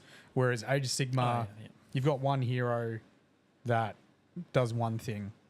Yeah, each army has 20 different magic items on top of the 40 generic, 50 magic items that are in the main rulebook. So there are so many different options in fantasy, and each character has, for example, like the High Elf Prince has like 4 different weapon options, 3 different armor options, 6 different mount options, and then all of those magic items, and then honors. So there's a lot of, customization in the rules.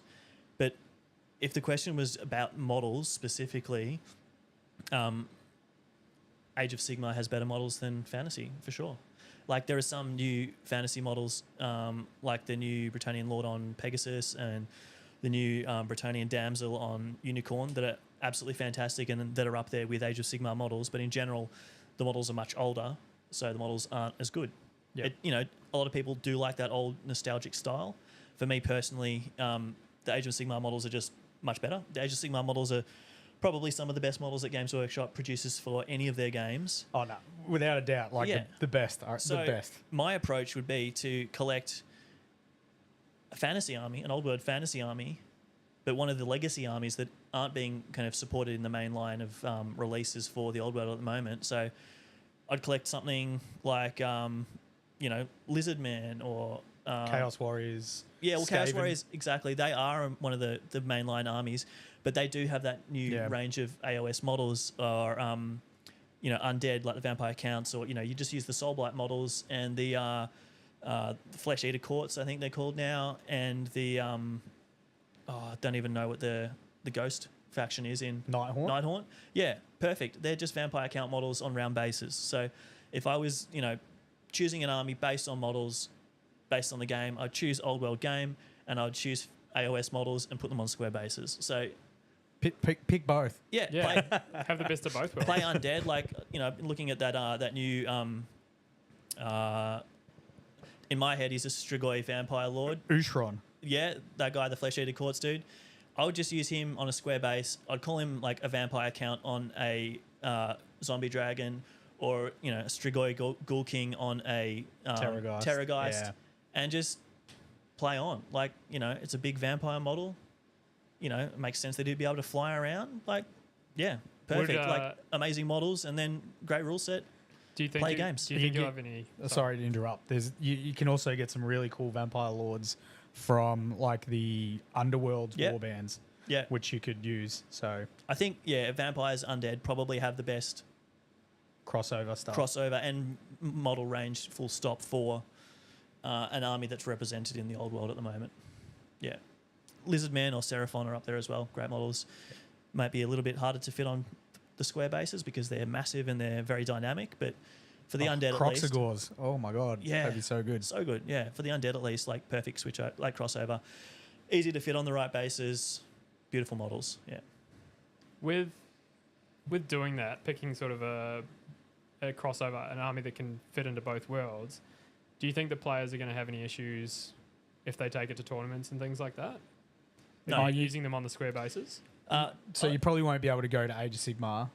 Yeah, of course. Yeah, you won't be able to cross that. But as far as like old world events are concerned, Games Workshop has said that they won't allow the legacy factions at their tournaments, which caused a great kind of fracas in the community, because some of these armies are some of the most popular armies, like Skaven, Undead, Dark Elves, all really, really popular armies with big, support bases. And Games Workshop said that those armies aren't welcome at their old world events. So I'm sure that 99.9% of any event that's not a Games Workshop event will completely, embrace those armies and you'll be able to play. So as long as you're not playing at Warhammer World, you're fine. So the legacy armies, they've re-released rules. They've all got PDF rules now that have been play tested to the same level as the mainline factions. My question is, they were played together. They just won't get further rules from now. My question is, if they never want them to be played, why release the rules? And I guess it's just because they want to sell more models. So you're going to sell the models, people can play with them in a casual scene, but when you go to a official Games Workshop tournament, you can't use them. Which for me, and I'm having a few issues with Games Workshop and my codex on my phone, and they're not recognizing us. So I'm pretty pro Games Workshop, but sort your shit out. Like, don't be doing that type of stuff. Seriously, like, why would you release rules and then be like, nah, you can't play that anyway? Well, you can buy our models, you can paint them up and put them on square bases, but you can't play with it. I think if they hadn't released rules for those armies, like, the outrage in the community would have been even greater than or equal to the end of fantasy and the introduction of Age of Sigmar. So, like, I feel like we're talking burning models. Burn your armies. Like, I feel like they had to do it. Get them out of the bin, reburn them. They had to do it, and of course they will sell. They will sell more models because people will still play those armies. And it was, you can look at Games Workshop with your cynical, corporation commercial hat, which is 99% of the time the right thing to do because that's what they are. But I suppose perhaps there's also a little bit of fan service to people who have those armies already. So, we're just really happy that we have them. Some people will be disappointed that their army's not, being focused on and won't receive a book anytime soon. But I think those rules are all fantastic. I think there might be some issues with some of them, but I've read through most of them and they seem to be on the same kind of playing field and level as the mainline armies. So they'll be totally fine, totally balanced to play in events. They just won't be allowed at the official Games Workshop event, which is, whatever. Games Workshop's just shooting themselves in the foot in that regard. They just create a lot of bad will towards the community and they'll have less people attending their events. Yeah. I'm sure they'll still sell out their tickets because they always do. There's going to be 4 different armies there. Awesome. Yeah, exactly. But people can still play those armies. Those armies, ironically, it's easier to collect a legacy army at the moment because they still have models in Age of Sigmar, whereas most of the mainline armies, Bretonians have their models, Tomb Kings have their models, Orcs and Goblins will have some models soon. Yeah. Dwarfs have still got a few, but and having said that, about the Tomb Kings and the Bretonians, they're all out of, out of stock. All gone. Yeah. So if you want to pick up a fantasy army right now, go and pick up, an Age of Sigmar Ogre army or an Age of Sigmar Skaven army or an Age of Sigmar Vampire army and, put them on square bases and play the old world. That's the easiest way at the moment. Did we answer that question? We did. Yeah, that's right. Pick your rule set. Yeah. Yeah. Yeah. Yeah, You you get- can you gave you can them make some models options. work for, you don't have to play old world specific models in the Yeah. old world. Do you think the Cities of Sigmar models you could use as Bretonians? No. Damn. Yeah, like absolutely. Of course you can. You can do whatever you want in your hobby. It doesn't work for me personally. They don't look like Bretonians or the Empire, but a lot of people see them like that, and a lot of people want to do that, and that is totally fine. I'll definitely play against those armies. I've got no issue with it. For me personally, they don't fit the aesthetic, so I wouldn't do it. But there's absolutely nothing wrong with doing it for yourself. Nice. I might do it. Fantastic. Next one's coming from Big Cat Miniatures. For someone that's got no experience with Warhammer, is it okay to jump straight into Horus Heresy? Is there any sort of prerequisite before starting Warhammer 30k as opposed to knowing more about Warhammer 40k? This guy's going to have a better answer than me. Mine's, jump in. Do it. Yeah. But- Yeah. No, that's absolutely right. Like, obviously, Horus Heresy and 30k is a smaller game than 40k, so there are less resources. It's a smaller player base. It might be harder to find games, but no, it's not. I think maybe the rules are probably more complicated as well. So I suppose yes, it is probably more challenging to hop straight into it than to hop into 40k. But there's absolutely no reason that you'd have to do 40k first and then go on to play 30k. Like, you can absolutely just jump straight into it. 30k, the Horus Heresy, is sold at Games Workshop now. You don't have to order stuff from the UK from Forge World anymore. It is more accessible than it has ever been, and it's easier to play than it's ever been. It's probably just not quite as easy as 40k. I think in terms of the rule set, you tend to have more rules in your core rulebook and less rules on your what would be a data sheet or a battle scroll. Whereas in 40k, you've got a lot of your info on like the models page itself Yep. and less in the rulebook. So I almost feel like they're very, very similar. It's just how you personally would absorb the information. Like, Yeah. are you going to be able to read through a big rule book and absorb a lot of that information, or are you better off with the smaller rule book Yeah. and then having more data on your actual page of your infantry? That's a good way of looking at it. Yeah, I think 40k unit entries are almost like a cheat sheet that you can just play just straight off that unit entry. Whereas in 30k, you won't have the weapon kind of profiles on the sheet, and it won't tell you what you need to roll to hit another model or Yeah. wound another model. Yep. You need to look at to hit and to wound chart. But once you've looked at that to hit or to wound chart once or twice, you'll remember it. It's very easy. If something has a higher toughness than your strength, it's usually a 5 to wound it. If it's twice, it's 6. It's very easy. It's just gradient up and down the scale. So it is more complicated than 40k, but it's still eminently approachable, and people can definitely get into it. Some Yeah. of the stuff does transfer over, so that Yeah. to wound roll, it's from memory, it's basically the same in 40k to Horus Heresy. So, but like, So it's not a set profile anymore for 40k. nah, so it's your strength versus their toughness. Okay, yeah, cool. Yeah. Same thing. Yep. Yeah. Yeah. So 40k might be a slightly easier learning curve. Slightly. I But wouldn't say it shouldn't deter you from. Look, Horus they're both Heresy. complicated games. Yeah. Yeah, you got to put time into learning both games. Yeah. So yeah, it just I think the more important question is, which game will you enjoy the most? Don't choose a game based on whether it's a hard game or an easy game. Choose a game that you know that you can paint an army of models for. So, something's going to keep yeah, you interested. Exactly. Yeah, definitely. Awesome. I think this one's actually about Old World. So, what 3 character models? This is from Painting Minis NS 1990.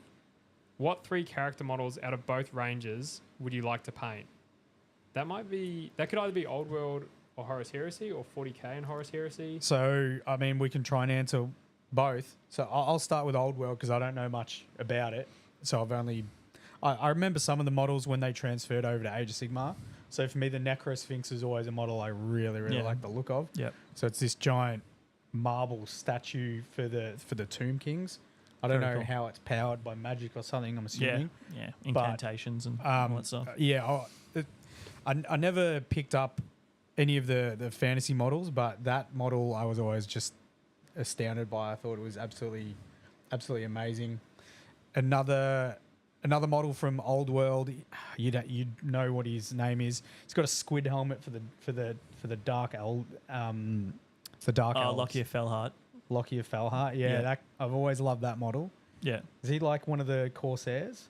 He's like, Lord of one of the Corsair, one of the Black Arcs. Yeah. Yeah. And then the other one is the Black He Ark won't be around Corsairs. in, He's not going to be around? probably Oh, not. no, I'm He'll out. be too young.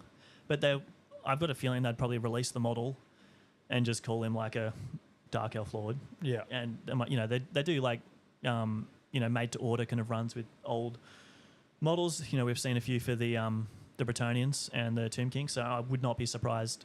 Actually, no. He's a Dark Elf model. They won't do him. Yeah. Damn.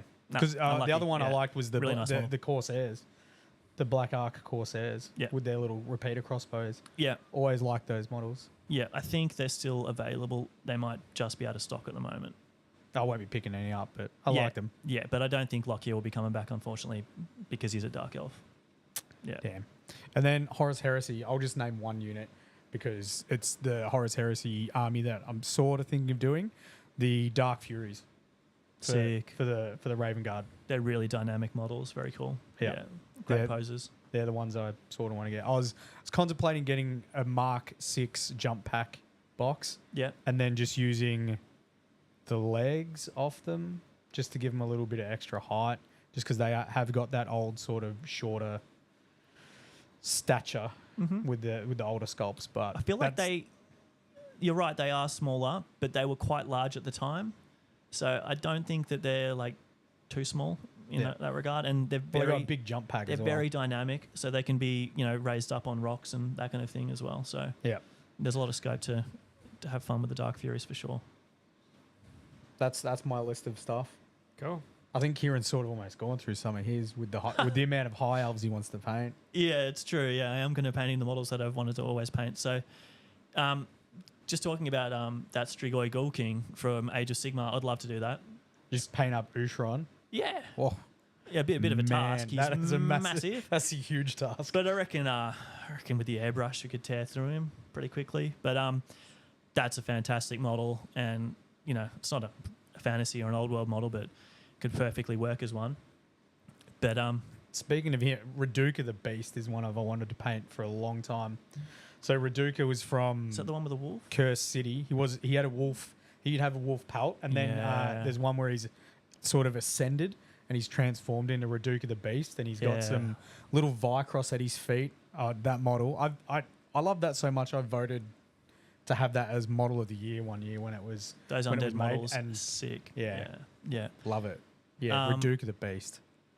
I don't know. Trying to think of an old model that I'd like to paint that would return. I don't know. There's some great ones. There's like Azag, who's an orc. If his model comes back, I'd love to paint that up. I'd love to paint another Tyrion. I don't know if he'll come back. He'll probably be an made to order kind of model, kind of showing his age a little bit, but that's a very nostalgic model for me as well. So Tyrion yeah.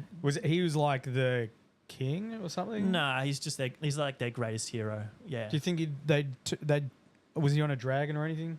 On a horse. Do you think they'd just have him turn up on foot before he's like sort of proven himself as a hero for those guys? They definitely could. Like, he didn't have a lot of the war gear and stuff that he has now at the time of that the old world is set, but he was already a great hero at that stage, so he could definitely have rules. He'd have very different rules, and it'd be a very different model. But yeah, he could definitely be in there, or be in the fluff at least. He was traveling around the world performing quests at the time.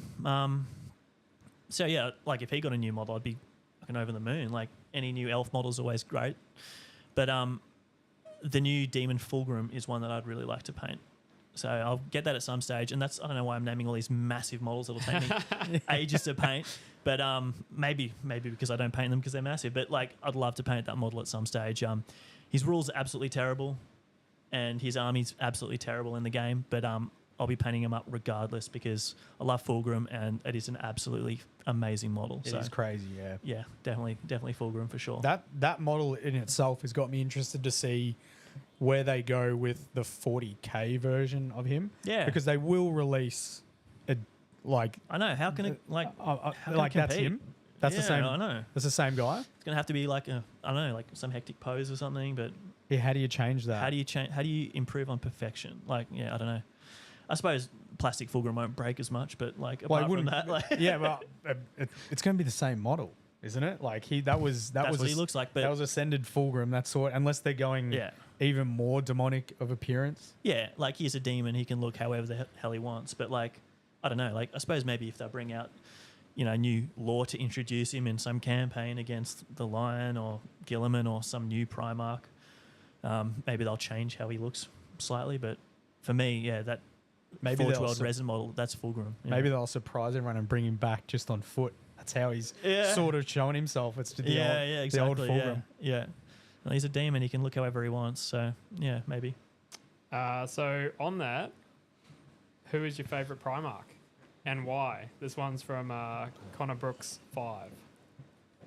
Damn, I don't know. Like, it's obviously Fulgrim, but like, I like nearly all of the Primarchs. There are only a few that I don't really like. Which ones don't you like? How about that? Because we Okay. know which ones don't you like. All right, so, and it's like I still like them. I You're just going to be breaking people's like, hearts with this yeah, one. look, I find Rogel Dawn boring. He's like Yeah. he's awesome. He's amazing. He does exactly what he's supposed to do. Build walls. He's an absolute boss. He's the most loyal. He's all of that, but he's a bit bland. He's meant to be sort of a That's little his thing, bit though. like that in the lore, isn't he? Yeah, that's his thing. That's why he's like incorruptible, because he doesn't have any of the the emotions or weaknesses that the other Primarchs have. That's he is perfect in the way he was made, but it's just a bit boring. I was listening to a Primarch lore because we knew these questions are coming up. So We it's like did, I'm we gonna listen to a little bit of lore, and they were describing how the warp gets in through emotions. Yeah, So the ones that were corrupted had a lot of Yeah. emotional issues. So Yeah. that's why he could never ever. He would have been the last. He would have been the absolute last. Yep. That's why he was the Praetorian. So yeah, he's perfect. He's just a bit bland. Yeah. His pose is a bit bland too. Oh, it's a sick model though. It kind of perfectly represents him, doesn't it? Yeah. Just bland. Oh, beautiful. But I don't know. Conrad Kurz is like an absolute shitbag. Like, he's cool. He's kind of like the opposite to Dawn. Like, he's interesting and exciting, but he's just a dickhead, and he's just Too edgy. completely flawed. Too edgy. To what? Too edgy. Yeah, Night Lords he's- are edgy. Yeah, like he's sick. That's an interesting But one he's- because he was he really emotional, Conrad? yeah. Was he? He's then, mental. Then why wasn't he tainted by the warp as much as the other guys? He was tainted from the beginning. He's a psycho. Like, he's always had his problems. Tainted by visions. Yeah. They went I renegade. mean, you'd be tainted if you knew how you were gonna end up. Yeah, but his problem was that he like completely believed his visions and just gave into them. Whereas, Sanguinius had visions as well, but he fought against the visions and tried to do the right thing despite what his visions were telling him. Whereas Conrad just completely went with them and just lost his mind. He was a bad dude from the start, but he wasn't necessarily corrupted by chaos in the way some of the others were. But his legion was renegade before the heresy. They were already about to be hunted down, and then the heresy broke out, and there were I mean, bigger if you're things. recruiting criminals into your ranks of Space Marines, Yeah. it doesn't change who they are. It just makes them superhuman criminals. Yeah. That's Perturabos. not a good thing. Yeah, exactly. Yeah, and that wasn't even intentional though. That wasn't Conrad's plan. That was his legion, because they had to offer up their children as tribute to the legion and send their sons off to be Space Marines, and they were like, hell no, because they're all criminals and gangsters on Nostromo. They were like, nah, we'll just send them prisoners. Like, Yeah. we're gonna stay here and be the lords of this world and completely pillage it, and we'll just send off these criminal scum that we don't want. So that just corrupted the legion early on, but. Australians, they sent Yeah. Australians. Yeah, it's like that sounded like the founding That's how of we Australia. got made. Convicts, yeah. But no, Perturabo's sweet, but he's also like an idiot, just hyper emotional and crazy. But yeah, I don't know, I can't really, say that about any Primarch and then say Fulgrim's my favourite, because Fulgrim is obviously super emotional as well. Yeah. But pre-heresy Fulgrim is my favourite, and then he kind of, falls pretty hard. But I've always got a soft spot for Fulgrim. He just had his own emotional issues that made him very kind of vulnerable to chaos, even though he was, so perfect in his own way. So yeah, Fulgrim's my favourite, but I like all of the Primarchs. Yeah. Mine's tough because I don't know enough about any of them. Hence why I started listening to some lore behind them. I'll pick one off how they appear and the one I'd like to paint and the existing model, and it's Corvus. And I know a little bit of lore about Corvus in terms of like him, essentially being invisible whenever he wanted to be invisible and basically being the Batman of 30K, like tactical precision. And I sort of only remember one quote of him, and it was basically he believes he could have defeated any of the Primarchs in battle had he had prior planning, which is so Batman. Yeah. But to have that type of confidence is like pretty cool. Yeah, he almost runs into Angron on Isfahan and he's like, I could beat anyone, but maybe not Angron. And then he runs away. Yeah, escapes off planet. Yeah, it doesn't matter what plan you got for Angron. Yeah, that dude's nuts. Maybe not Angron. Yeah. But all the Primarchs are good, and I think, objectively, Sanguinius is the best, but Fulgrim's my favourite. I do get asked often if I've got Sanguinius the model, because most of the time people come on stream and I'm painting Blood Angels. And if he gets a 40k model, then yeah, I will be. Oh my God, I hope he doesn't, but yeah. There's rumours, man. Oh, there's been rumours for like 5 years, and it probably will happen eventually. But stronger rumours, yeah. That's why I stopped and reading anything about 40k. We were talking about it. We were talking about it before, like it would just print money for Games Workshop. Absolutely, yeah, it'd print money, but that's why I don't play 40k anymore. For that one reason, God, he's coming back, and I don't want anything not to do him it. specifically, but the return of the Primarchs and. I was going to say, is it the mind- principle of them coming back? It just completely changed the setting. I don't mind and the mood the of the setting return. for me, and I'm just like, nah. I don't mind the return of some of the Primarchs if it makes sense for the story, but it's going to get. Does it make sense for any of them apart from the Demon Primarchs? I don't know. I like Rebude coming back. That's pretty cool. Having someone to essentially lead the Imperium. Eldar Magic. I don't know. Was it Eldar Magic? I mean, it was Eldar Magic, and then he was the suit of armor as very well. edge of death because Fulgrim absolutely did him in with Well, a poison demon sword. It could have been another Primarch. Anyway, but I like the ones that sort of make sense. Don't do what Marvel do with their movies and their comics and bring back people from the death. Otherwise, their death meant nothing. AKA Fulgrim. Not Fulgrim. Sanguinius. Yeah. If they want to make a model to the same level of those Primarchs, just make the Sanguinor a beast. Yeah. People don't know who he is. Just make the Sanguinor a beast. Yeah. Corvus. That's my problem. Obviously, it's be silly not to release Primarchs, but it's not for me. I play 30k and all the Primarchs are there. So yeah. Yeah. I wonder how the greater 40k community feel about the Primarchs, because I guess if it's your army in 40k, you probably want the Primarch. Yeah, if you're an old salty grognard like me, then you're bitter about it. But if you're just like a happy-go-lucky 40k fan, hell yeah, it's sick. These super dudes are coming back. What's not to like? The big boss daddy of your chapter. Totally. Why would you not want it? But you want to be like a salty old grognard, then you're like, I wouldn't get off my lawn. I wouldn't be disappointed if Sanguinius didn't come back. I love Dante. Dante's sick. It's a sick model. Just give me Sanguinary Guard. I'll be happy. Yeah. That's all I need. Yeah, you are keen for Sanguinary Guard. Yeah. I think Sanguinius can't come back. If he came back, that would completely cheapen his sacrifice that saved the Imperium and all of that stuff. It'd be insane. Yeah. And all Dante's visions leading up. Yeah. The golden armored warrior that's going to save the throne. Yeah, the Death Watch and everything. It'd just be, Death Company, sorry. Yeah, anyway. Be interesting, that one. Yeah. Now, it'll happen. It's going to happen. Yeah, and I don't care anymore, really, because it's not, it's not my game anymore. Yeah. We'll get Kieran back as soon as it happens. Yeah, he'll turn into a Death Company. Burn one if they actually have them in stock. Yeah. The next one we've got from Science State of Mind. Lockie's brother. Lockie's brother. Yeah. Did Magnus do anything wrong? Yeah, this is a bit of a meme, isn't it? Yeah, he absolutely did. Like, he had the best of intentions, but he did exactly what he'd been told not to do, and its consequences were so disastrous that they meant that the heresy was lost before it had even started.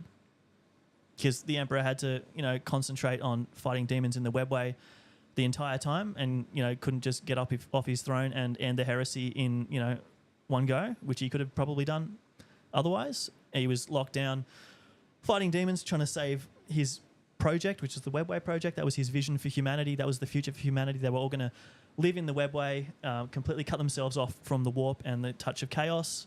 And as soon as the Webway was breached by Magnus, it was all over. The Emperor's plan for humanity was ended. His 10,000 custodies were locked up there for 7 years and were reduced to 1,000 warriors by the time of the heresy. And the Emperor spent almost the entire heresy locked on his throne fighting chaos in the Webway. So, yeah, Magnus did something wrong. He didn't mean to, but he absolutely, chaos had won before the heresy had even started. I love Magnus.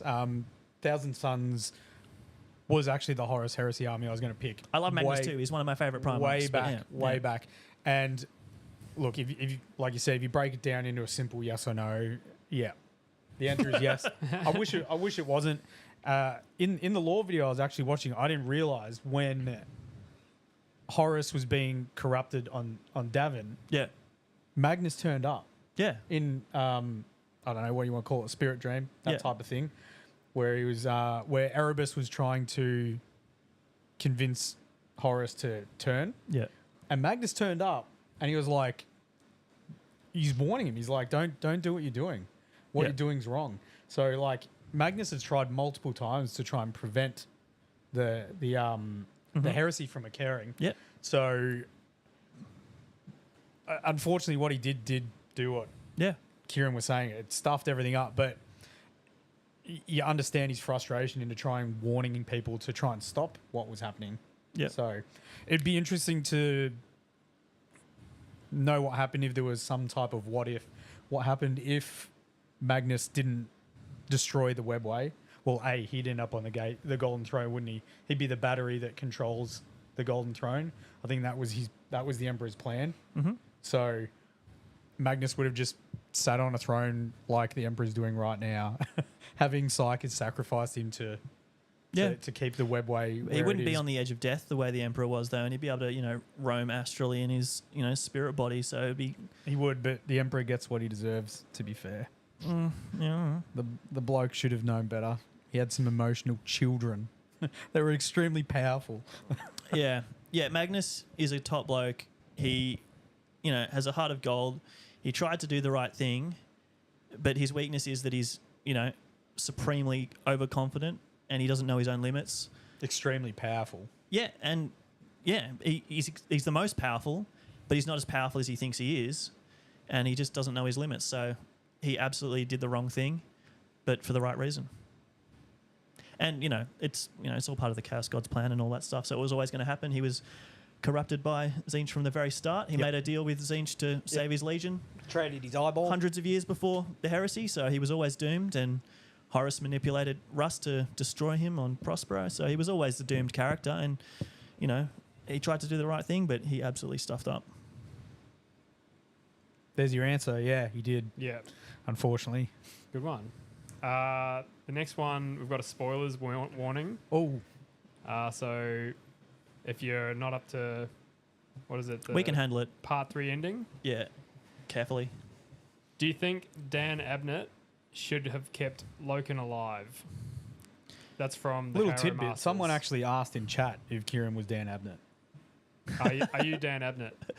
I was going to say I can neither confirm or deny, but to be fair, I love most of Dan Abnett stuff, but demon. The second half of Saturn 9 is absolutely terrible. So I'm not a fan in every regard. I absolutely love most of his books, but anyway, Loken, no, he should have died on his farm. I think that would have just been a better way to go.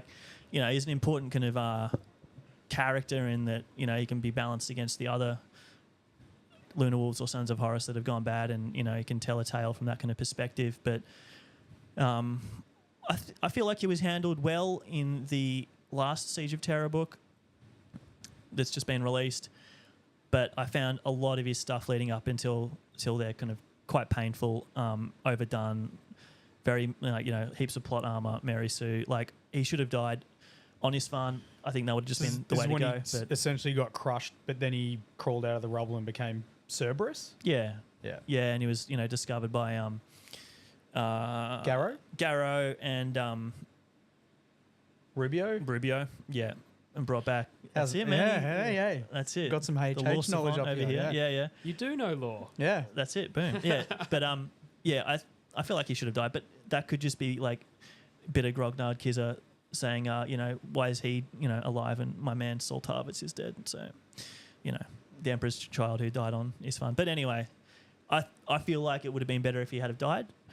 I feel like he did serve a kind of as an important character in the last Siege of Terror book, but I feel like, between Isfahan and the Siege of Terror, he was just a very painful character that whenever he showed up seemed a bit superfluous and felt like the author was just trying to write about their favourite character. Was this when he was going on the missions for the Sigilite and Garrow? Yeah. Yeah, so it was like when he went to Caliban and did some stuff and then... Yeah. Like it was stuff that could have been done by any other character, essentially. Yeah. And some of his feats in Saturnine were just ridiculous, like the people he was killing and fighting and, taken apart with zero effort. It was just, a bit of fanfic, it kind of felt like. But in the end, I felt he was handled well in the last book. Yeah. Yeah. Was that... the last book was when Horus was like, hey, you can still come back? But he was... Yeah, he'd actually done that in another book already, so that was like a bit of a repeat. But that's... Yeah. We won't touch on that too much from there. Yeah, not too many spoilers. Yeah. Nah, perfect. So this one's, I guess, almost a follow-up, but from a different person. So Lou Ryder, 1986, asks, should Garvey or Loken return in 40k? I think we don't talk about that, yeah. Cool. Yeah. We'll skip that one. Yeah, read the book. Should he? Nah. I think we've nearly got through them all. If Sanguinius can come back, so can Loken. Read into that. Yeah. Yeah, that's everything. That's all Hopefully, the questions? Yeah, hopefully we've answered those to I thought we had more. the level. I think I've got them all. I'll double Nah, I check. might have. I think that was it. Yeah. Yeah, I think that's it. I did have one question, but it wasn't really a question. It was more a statement. Go for it. Oh, no, that was one of the questions I got asked. Ah, the Blood Angels. Yeah, why are Blood Angels the best chapter? And that's Yeah. not a question. Yeah. Oh, they got You the gotta best. They got the best There's your Primarch. shout out. I think they got the best Primarch. I think that's their claim to fame. Yeah. Yeah. They got heaps of flaws, red flaws. Yeah. Beautiful. Well, yeah, that's our first Q&A session done. Beautiful. Fantastic. Hopefully we got through everyone's questions to the level that they wanted. There was a few that went... What are we going to do when we get like 20 questions? Yeah, we're gonna have to cut down on the answers a bit. I think. Yeah. I think Be a bit we'll more just... efficient. We'll just do a podcast of straight Q&As. Yeah. Yeah, you do can it. have a quick Q&A podcast. could. Yeah. Well, I think this one might get cut into the Q&A section separately, potentially. We might not push the Q&A to the Spotify. We'll just see how it flows. But Yeah. that's fun. It's good. Awesome. What's on the agenda for you, Justin, after Oh, you'd be surprised. I'm going to be painting some more Tyranids. Tyranids? Yeah. I'm building some more as well. Like I need to build a couple more models, but it is going to be Tyranids for the foreseeable future. As long as I get them done before April 26th, I'll be happy. So I've got no real idea of knowing how long it's going to take. If it was Space Marines, I'd have a realistic idea. But because it's Tyranids and it's speed, like a speed painting crossed with detailed work, I've got no real idea how long it's going to take. So Doing lots of big monsters or like lots of little. it's a mixture. and So stuff, it's from Leviathan. So Oh yeah. there's 20 Gaunts, Psychophage, Screamer Killer. It's a Yeah, mixture of nice models. Yeah. yeah, it's a mixture of everything. So if I finish it with 2 weeks before DreamHack, so be it. If I finish it a month before DreamHack, even better. I'm just going to paint them until they're done. 2 weeks is plenty of time. I thought you were going to say the night before or something. I'm yeah. definitely no. I'll finish them way before a night before. Like I'm putting in some serious hours. on Easy it. work. Yeah. Yeah. I'm going to play some games. So Mark, who's playing the Tyranids, the Dice Daddy, himself and myself, we're going to be playing quite a few games just to get our heads around 40k in general, just to make the battle reports extremely fluent. Yeah, nice and polished. We want to polish them up. We're not trying to stage the battle reports by any means, but we want to be able to just be like, this is this, this is this, this is this, and have it just extremely easy to understand for people that are walking past, that are wanting to get into the game. People don't want to watch people reading books. Yeah. No. Exactly. Yeah. Yeah. No. One moment. I'll just check my rules. Yeah. and because I haven't played a tremendous amount of 10th edition, I'm sort of still a little bit 50-50. Yep. Sometimes I'm referring back just to double check on some things. Yep. But for the majority of the time, I'm pretty good with it. So we're going to just make that streamlined. A couple of practice games and smooth that out. You'll be fine. Yeah. 2 armies, you know what you're playing from both sides, so Yeah. too easy. And then obviously we've got heaps of stuff to organise Yeah. for DreamHack. Massive pull-up banners, or like there's a long list of stuff we need to get ready to make that Yep. look professional and inviting for everyone that comes past. That's it. Definitely. But should be a lot of fun. Yeah, that's what I've got planned for. I think we'll be having, because we do fortnightly podcast, we'll be having this discussion over multiple months. It'll be the same answer. I'm painting some more Tyranids. We might have to show the progress on the next podcast. Show where the armies are. I might have to base a couple of the ones up that I get finished, so then we can snap some pics. Not to the same level of the Blood Angels, but there's no way I would possibly finish them if I went into that detail. Yeah. Yeah, so this month as well, we've got the next Ultimate Guide dropping, which will be the Deathwatch tutorial. Yep. So a lot of black armor tips in that one, which would be good for... Black-blue. A little bit of a black-blue edge highlight. Yeah. That's great. It's a colour people always struggle with, so it'll be really handy. Yeah, it should be a nice detailed one. Yeah. I think we'll drop that next weekend, sometime into the next weekend, just to space it out from the podcast. But yeah, so we've got plans to do some battle reports, and the idea behind what we're going to do with Battleforge Gaming is, in a month, we've got 2 podcasts, so that'll be 1 per week, and then the week we don't have a podcast, we'll try and release an Ultimate Guide, and then the remaining week left in that month, we'll try and do a battle report. yeah, That's the plan for our content. There's going to be a lot of work behind the scenes. Tons of work. if only Kieran painted 40k, that'd be one less player. He didn't want anything to do with it. Hey, maybe we could get some Horus Heresy stuff happening eventually. If we get Games Workshop to promise to not They're all bring back... Space Marines, aren't they? Like, it's true. You could just bring them back as intercessors. Yeah. For sure. Veterans. What do the original Space Marines not have rules at all anymore? They are. I think no, they Like do. Legacy? Tactical Okay. is still there. Yeah, They haven't gone Legend. Not yet. No. Not Plain yet. Army, But Tactical Marines. the Dreadnoughts have. What about Assault Marines? Assault Marines are now just Assault Intercessors. Okay. So you could use them just as Assault Yeah. Intercessors. Yeah. Better models. Better models than the new Assault Intercessors. They're slick. The new Assault man. Intercessors slick. Oh man, Primaris trash. Anyway, We're just channeling the inner Grognard. that's it. 100%, man. Grognard vibes. Yeah. Oh, that's funny. I love that term. How good. Yeah. No, that's a good one. Yeah. It rolls off the tongue nicely, especially if you're angry. Yeah. No. It just sums up anyone in the hobby who grumbles. Like it's perfect. You're like, oh, he's just a grognard. Don't worry about him. Yeah. I'm going to be dropping that in my comment section when people are getting grumpy on my stuff. Definitely. Yeah. Yeah. And it does imply like a certain age as well. So maybe like you can't use it on the kids, but Yeah. yeah. Call them little grognars. True. Yeah. Well, grogs. Just Grogs. All right. Well, thank you very much, guys. That brings us to the end of this episode. Thank you, Kieran, or Raptor Imperialis, for joining us. Pleasure. Again, it's episode number 10. We have a link. We'll put a link in the description for his IG. 100%, yeah.